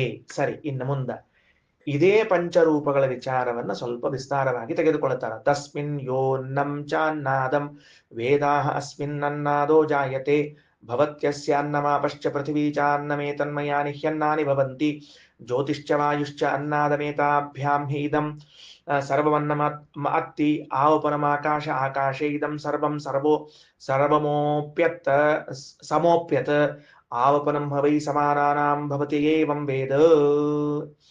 ತಸ್ಮಿನ್ ಈ ಪಂಚರೂಪಗಳಲ್ಲಿ ಯಾರು ಅನ್ನಂ ಅನ್ನಾದಂಚ ವೇದ, ಅನ್ನವನ್ನು ಅನ್ನಾದವನ್ನು, ಅನ್ನದಲ್ಲಿ ಇದ್ದವನನ್ನು ಅನ್ನ ತಿನ್ನುವನನ್ನು ವೇದ ತಿಳ್ಕೊಳ್ತಾನೋ ಅವ ಅಸ್ಮಿನ್ ಅನ್ನಾದೋ ಜಾಯತೆ. ಈ ಸಂಸಾರದಲ್ಲಿ ವಿಶೇಷವಾದ ಭೋಕ್ತಾ ಪುರುಷನಾಗ್ತಾನೆ. ಸರಿ, ಭವತಿ ಅಸ್ಯ ಅನ್ನಂ. ಹೌದು, ಈ 5 ರೂಪಗಳಲ್ಲಿ ಅನ್ನವೆನಿಸಿದ ರೂಪಗಳು, ಅನ್ನಾದವೆನಿಸಿದ ರೂಪಗಳನ್ನು ತಿಳ್ಕೊಳ್ಬೇಕು ಅಂತ ಹೇಳಿದ್ರಿ. ಅನ್ನವೆನಿಸಿದ ರೂಪಗಳು ಯಾವುದು ಅಂದ್ರೆ ಆಪಶ್ಚ ಪೃಥಿವೀಚ ಅನ್ನಂ. ನೀರು ಮತ್ತು ಪೃಥಿವಿಗಳೇ ಅನ್ನ. ಅಂದ್ರೆ ಪೃಥಿವಿಯಲ್ಲಿದ್ದ ನಾರಾಯಣ ನೀರಿನಲ್ಲಿದ್ದ ಅನಿರುದ್ಧನೇ ಅನ್ನದಲ್ಲಿ ಇದ್ದಾನೆ. ಬರ್ಕೊಳ್ರಿ, ಅನ್ನದಲ್ಲಿ ನಾರಾಯಣ ಅನಿರುದ್ಧರಿದ್ದಾರೆ. ಬಹಳ ಚಂದ ವಿಷಯ. ತಟ್ಟಿಯೊಳಗೆ ಹಾಕೊಂಡು ಕೂಡ್ಲೆ ಟಪ ಟಪ ಟಪ ಟಪ ನೆನಪಿಗೆ ಬರಬೇಕು. ಏನ್ ನೆನಪಿಗೆ ಬರಬೇಕು? NK ಅವರ ನಾಳೆ ಬೆಳಗ್ಗೆ ದ್ವಾದಶಿ ಊಟ ಮಾಡೋ ಕಾಲಕ್ಕೆ ತಟ್ಟೆಯಾಗೆಲ್ಲ ಬಡಿಸಿದಾಗ ಓಹೋ ಅನಿರುದ್ಧ ನಾರಾಯಣ ಅನ್ನದಲ್ಲಿ ಇದ್ದಾನ ಅಲ್ಲ ಏನದು? ಹೌದು, ಪೃಥ್ವೀಚ ಅನಿರುದ್ಧ ನಾರಾಯಣ ಅನ್ನದಲ್ಲಿದ್ದಾನ ಅಂತ ನೆನಪಿಗೆ ಬರಬೇಕು. ಮುಂದ ಅಲ್ರಿ ಹಂಗೆಂಗ್ ಹೇಳ್ತೀರಿ ಅಂದ್ರೆ ಏತಮ್ಮಯಾನಿ ಅನ್ನಾನಿ. ಪೃಥ್ವಿ ಮತ್ತು ಮಣ್ಣು ಮತ್ತು ನೀರಿಲ್ದೆ ಆ ಪದಾರ್ಥಗಳು ಬೆಳಿತಾವೆ ಹೆಂಗ, ಅದರಿಂದ ಅಲ್ಲೇ ಇದ್ದದ ಅಂತ ತಿಳ್ಕೊಳ್ರಿ. ಇನ್ನ ಅನ್ನಾದ ಯಾರು? ನಮ್ಮ ಹೊಟ್ಟೆಯಲ್ಲಿ ಇದ್ದು ಅನ್ನವನ್ನ ಜೀರ್ಣ ಮಾಡಿಸುವಂಥವ್ರು ಯಾರು ಅಂದ್ರೆ ಜ್ಯೋತಿಶ್ಚ ವಾಯುಶ್ಚ ಅನ್ನಾದಂ. ಅಂದ್ರೆ ಪ್ರದ್ಯುಮ್ನ ಮತ್ತು ಸಂಕರ್ಷಣ ರೂಪಗಳೇನಿವಲ್ಲ, ಸಂಕರ್ಷಣ ಪ್ರದ್ಯುಮ್ನ ರೂಪಗಳಿವೆಯಲ್ಲ, ಇವು ಅನ್ನಾದ. ನಮ್ಮ ಹೊಟ್ಟೆಯಲ್ಲಿದ್ದು ಏನ್ ಮಾಡ್ತದ? ಅನ್ನವನ್ನ ಜೀರ್ಣ ಮಾಡ್ತದೆ. ಯಾಕಂದ್ರೆ ಫೈರ್ ಅಂಡ್ ಏರ್ ಇಲ್ದೇ ಇದ್ರೆ ಒಳಗೆ ಅನ್ನ ಬೇಯ್ಬೇಕು ಹೆಂಗ್? ಮತ್ತೆ ಏರ್ ಅಂಡ್ ಫೈರ್ ಗೊತ್ತಾತಿಲ್ಲ. ಗಾಳಿಯಲ್ಲಿ ಇದ್ದವನು ಸಂಕರ್ಷಣ, ಬೆಂಕಿಯಲ್ಲಿ ಇದ್ದವನು ಪ್ರದ್ಯುಮ್ನ. ಹೌದಿಲ್ರಿ? ಬರ್ಕೊಂಡ್ರಿ ಮತ್ತೆ. ಅಂದ ಮೇಲೆ ಅವರೇ ನಮ್ಮ ಅನ್ನವನ್ನ ಜೀರ್ಣ ಮಾಡುತ್ತಾರೆ. ಈಗ ನಾನು ಊಟಕ್ಕೆ ಕುಳಿತಿದ್ದೇನೆ ಅಂತ ಇಟ್ಟುಕೊಂಡ್ರೆ, ದ್ವಾದಶಿ ಅಂತ ಇಟ್ಟುಕೊಂಡು ಏಕಾದಶಿಯಲ್ಲಿ ಮತ್ತೆ ಅದಕ್ಕೆ ಊಟಕ್ಕೆ ಕುಳಿತಿದ್ದೇನೆ ಅಂತಿದ್ದಾಗ ನನ್ನ ಹೊಟ್ಟೆಯಲ್ಲಿ ಪ್ರದ್ಯುಮ್ನ ಸಂಕರ್ಷಣ ರೂಪಗಳು ನಿಂತುಕೊಂಡು ತರ್ಪಕವು ಚಂದ ತೃಪ್ತಿಗೊಳಿಸ್ತಾವ ಜೀರ್ಣ ಮಾಡಿ. ಅನಿರುದ್ಧ ನಾರಾಯಣ ರೂಪಗಳು ಅನ್ನದಲ್ಲವ. ಈಗ ಮಧ್ಯದೊಂದು ಉಳಿತು, ಎತ್ಕೊಂಡು ಹಾಕೋಬೇಕಲ್ಲ ನಾವೀಗ. ಅಲ್ಲಿ ಬರ್ತಾನೊಬ್ಬ ಏನಂತ, ಸರ್ವಂ ಅನ್ನಂ ಅತ್ತಿ ಆವಪನಂ ಆಕಾಶಃ ಜ್ಯೋತಿಶ್ಚ ವಾಯುಶ್ಚಾಭ್ಯಾ ಅನ್ನಾದಮೇತಾಭ್ಯಾಮಿದಂ ಸರ್ವಮನ್ನಂ. ಅತ್ತಿ ಇವರೆಲ್ಲರೂ ಅನ್ನವನ್ನು ತಿನ್ನೋದೇ ಆ ಬೆಂಕಿಯಿಂದ ಮತ್ತು ಗಾಳಿಯಿಂದ. ಅತ್ತಿ ಆವಪನಂ ಆಕಾಶ. ಆವಪನಂ ಅಂದ್ರೆ ಅವಕಾಶ, ಆಕಾಶ. ಇದಕ್ಕೆ ಅವಕಾಶ ಕೊಡುವುದು ಆಕಾಶ. ಆಕಾಶ ಇದಂ ಸರ್ವಂ ಅಪಿ ಸಮೋಪ್ಯತ. ಇವೆಲ್ಲವೂ ಆಕಾಶದಲ್ಲಿ ಸೇರಿಕೊಳ್ಳುತ್ತದೆ. ಆವಪನಂ ವೈ ಸಮಾನಾನಾಂ ಭವತಿ ಎಂಬಿದೆ. ಯಾರು ಹಿಂಗ್ ತಿಳ್ಕೋತಾರೋ ಅವನು ತಮ್ಮ ಸಮಾನ ಜಾತಿಯವರಿಗೆ ಅವಕಾಶ ಪ್ರದಾನಾಗ್ತಾನೆ. ಇದಿಷ್ಟು ಭಾಷ್ಯದ ಇದು ಉಪನಿಷತ್ತಿನ ಸಾಮಾನ್ಯ ಅಭಿಪ್ರಾಯ. ತಗೊಳ್ರಿ ತಲೆಗಡೆಗೆ. ಸಂಕರ್ಷಣಶ್ಚ ಪ್ರದ್ಯುಮ್ನ ತತ್ರ ಭೋಕ್ತೃ ಸಂಸ್ಥಿತವು. ಸಂಕರ್ಷಣ ಮತ್ತು ಪ್ರದ್ಯುಮ್ನ ಏನಿದ್ದಾರೆ ಇವರು ಭೋಕ್ತೃವಿನಲ್ಲಿ ಇದ್ದಾರೆ. ಎಲ್ಲಿದ್ದಾರೆ ಇವರು? ಸಂಕರ್ಷಣ ಮತ್ತು ಪ್ರದ್ಯುಮ್ನರು ಭೋಕ್ತಾರರು. ನಾವೇನು ಊಟಕ್ಕೆ ಕೂತಿರ್ತೀವಿ ನಮ್ಮೊಳಗ ಎದಕ್ಕಿದ್ದಾರ? ಭೋಕ್ತೃ ಶಕ್ತಿ ಪ್ರದೌ ನಿತ್ಯಂ. ನಮಗೆ ಉಣ್ಣುವ ತಾಕತ್ತನ್ನು ಕೊಡ್ತಾರೆ. ಭೋಕ್ತಾರೌಚ ವಿಶೇಷತಃ. ತಾವು ವಿಶೇಷವಾಗಿ ಭೋಗವನ್ನು ಮಾಡ್ತಾರೆ. ಸರಿಯೇ ಸರಿ. ಭಗವದ್ ರೂಪಗಳು ಭೋಗ ಮಾಡ್ತಾವ ಎಂಬುದರಲ್ಲಿ ನಮಗೆ ಹೊಸ ಅಂಶ ಅಲ್ಲ. ನಮಗೆ ಭೋಕ್ತೃ ಶಕ್ತಿ ಪ್ರದರಂಬಾರ. ಇನ್ನು ನಾರಾಯಣ ನಿರುದ್ಧೌತು. ನಾರಾಯಣ ಮತ್ತು ಅನಿರುದ್ಧರಿದ್ದಾರಲ್ಲ ತೌ ಭೋಗ್ಯ ವಸ್ತುಷು ಸಂಸ್ಥಿತವು. ಅವರೆಲ್ಲಿದ್ದಾರೆ? ಭೋಗ್ಯವಾದ ವಸ್ತುವಿನಲ್ಲಿದ್ದಾರೆ, ಅನ್ನಾದಿಗಳಲ್ಲಿ ಅಂತ ಅರ್ಥ. ತರ್ಪಕೌ ಸರ್ವಲೋಕಾನಾಂ ತಸ್ಮಾತ್ ಭೋಗ್ಯೋ ನ ಚರ್ವತಃ. ಹೌದು, ಮತ್ತೀಗ ಅವರು ಅನ್ನದೊಳಗಿದ್ದಾರೆ ಅಂತ ನಾವು ಎಲ್ಲ ಆಹಾರ ತಿನ್ಕೋತ ಹೋದ್ರೆ ಅವ್ರನ್ನು ಕಡ ಕಡ ಕಡ ಕಡ ಕಡದಂಗೆ ಆಗಂಗಿಲ್ಲೇನು ಅಂತ ಪ್ರಶ್ನೆ ಮಾಡಿದ್ರೆ, ಹುಚ್ಚಪ್ಪ ಅನ್ನದಲ್ಲಿ ಇದ್ದಾರೆ ಅಂದ್ರೆ ತೃಪ್ತಿ ಪಡಿಸುವರಾಗಿದ್ದಾರೆ ಅಂತ ತಿಳ್ಕೊಬಹುದು, ಹೊರತಾಗಿ ಅವ್ರನ್ನ ತಿಂತೀವಿ ಅಂತಲ್ಲ. ಭೋಗ್ಯ ಅಂದ್ರೆ ಏನು? ತರ್ಪಕೌ ಸರ್ವಲೋಕಾನ, ನಮಗೆ ತೃಪ್ತಿ ಪಡಿಸುವವರು ಅಂತ ತಾತ್ಪರ್ಯ, ಅಷ್ಟೇ, ಬೇರೆ ಏನಿಲ್ಲ. ಓಕೆನಾ? ಅವಕಾಶ ಪ್ರದೋ ನಿತ್ಯಂ ವಾಸುದೇವೋ ನಭಸ್ಥಿತಃ. ಅವಕಾಶ ಪ್ರದನಾಗಿ ವಾಸುದೇವನು ನಭಃ ಅಂದ್ರೆ ಆಕಾಶ, ಆಕಾಶದಲ್ಲಿ ಇದ್ದಾನೆ. ಮಮ ನಭ ಮೂಲಕ ಆಕಾಶ. ಏವಂ ಪಂಚಾತ್ಮಕಂ ವಿಷ್ಣುಂ. ಹೀಗೆ 5 ರೂಪದಲ್ಲಿರುವಂತಹ ಪರಮಾತ್ಮನನ್ನು ಯ ಉಪಾಸ್ತೆ, ಯಾರು ಉಪಾಸನಾ ಮಾಡ್ತಾರೋ, ಸದೈವಚ ಅವಕಾಶ ಪ್ರದಃ, ಅವನು ಸದಾ ಅವಕಾಶ ಪ್ರದನಾಗ್ತಾನೆ. ಸೋಪಿ ಸ್ವಜಾತೀನಾಂ ಭವಿಷ್ಯತಿ, ಯಾರಿಗೆ? ತಮ್ಮ ಜಾತಿಯವರಿಗೆ ಅವಕಾಶ ಪ್ರದನಾಗ್ತಾನೆ ಅಂತ ತಿಳ್ಕೊಳ್ರಿ. ಸರಿ ಆಯ್ತಾ? ಮುಂದೆ ಇನ್ನ ವಿಷ್ಣು ಪ್ರಸಾದತಃ ಭವಿಷ್ಯತಿ. ಭೋಕ್ತಾಚ ಆಪ್ಯಾಯಕಶ್ಚೈವ. ಒಳ್ಳೆ ಊಟಕ್ಕೆ ಹಾಕವನು, ಊಟ ಮಾಡವನು ಆಗ್ತಾನ ಭಗವಂತನ ಅನುಗ್ರಹದಿಂದ. ಇನ್ನ ಬ್ರಹ್ಮೇಂದ್ರಾದ್ಯ ಸ್ವಜಾತಿ ಪದಯೋಗ್ಯ ಅಮುಷ್ಯಚ ಯೋಗ್ಯ ಉಪಾಸನಸ್ಯ ಸ್ಯುಹು. ಇದನ್ನು ಉಪಾಸನೆ ಮಾಡುವುದು ಬ್ರಹ್ಮಾದಿ ದೇವತೆಗಳ ಯೋಗ್ಯತಾ, ಅವರು ತಮ್ಮ ಪದವಿಗೆ ಯೋಗ್ಯರಾಗ್ತಾರ ಇತ್ಯಾದಿಗಳು. ನಾವು ಉಳಿದವರು ತದನ್ನೇ ಧ್ಯಾನ ಮಾತ್ರಕ್ಕೆ ನಾವೆಲ್ಲರೂ ತಿಳ್ಕೊಳ್ಬೇಕೆ ಅಷ್ಟೇ ಹೊರತಾಗಿ ಇದನ್ನು ಉಪಾಸನ ಮಾಡೋ ಹಂಗಿಲ್ಲ. ಇದನ್ನ ಅನುಸಂಧಾನ ಮಾಡಬಹುದು, ಹಿಂಗ ಧ್ಯಾನ ಸಾಕ್ಷಾತ್ಕಾರಗಳನ್ನ ಮಾಡ್ಕೊಳ್ಳೋ ಹಂಗಿಲ್ಲ. ಪಾಠ ಮುಗೀತು. ನಾ ಎಷ್ಟು ಹೇಳ್ಬೇಕಂತ ಇಟ್ಕೊಂಡಿದ್ದೆ ಅಷ್ಟು ಮುಗೀತು. ಇನ್ನೊಂದು ಕೊನೆ ಸಾಲದ, ಸ್ವಲ್ಪ ಎಲ್ಲಾರು ಪೂರ್ಣ ಎಚ್ಚರಗೊಳ್ರಿ.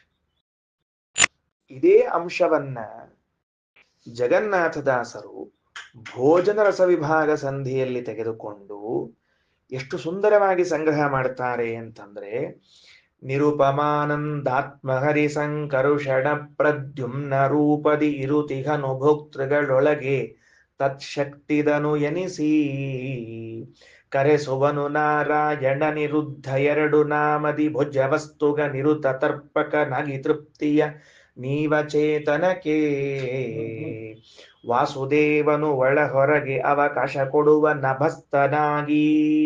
ಇಷ್ಟು ವಿಷಯ ಅನುವಾದ ಮಾಡಿಬಿಟ್ರಿ. ಈಗೇನು ನಾವು ಓದಿದ್ದೇವೆ ಇದೇ ಭೋಜನ ಸವಿಭಾಗ ಸಂಧಿಯ 8ನೇ ಮತ್ತು 9ನೇ ಪದ್ಯ ಜಗನ್ನಾಥದಾಸರದು. 4, 8, 9 ಇಲ್ಲಿಗೆ ಮುಗಿಸಲಿಲ್ಲ. ಸ್ವಲ್ಪ ಮುಂದೆ ಹೋದ್ರು ಜಗನ್ನಾಥದಾಸರು. ಏನು ಅಂದ್ರೆ ಆಚಾರ್ಯ ವಾಕ್ಯವನ್ನೇ ಮುಂದೆ ತಗೊಂಡು ಹೋದ್ರು.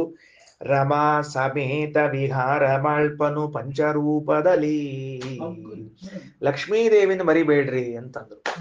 ಈಗ ನಾರಾಯಣಾದಿ ರೂಪಗಳನ್ನ ಹೇಳ್ಬಿಟ್ರ ನೀವು ಸರಾಫೋರ ನಾರಾಯಣ ಅಂತ ಹೇಳ್ಬಿಟ್ರ, ಅವ ಸಿಂಗಲ್ಲೋ ಮತ್ತ ಮಿಂಗಲ್ಲೋ ಅಂದ್ರೆ ಅವ ಮಿಂಗಲ್ ಆಗ್ಯಾನ, ಸಿಂಗಲ್ ಅಲ್ಲವ, ಯಾಕೆ ಲಕ್ಷ್ಮಿ ಇದ್ದಾಳಲ್ಲಿ. ಹಾಗೆ ರಮಾ ಸಮೇತ ವಿಹಾರ ಮಾಳ್ಪನು ಪಂಚರೂಪದಲ್ಲಿ.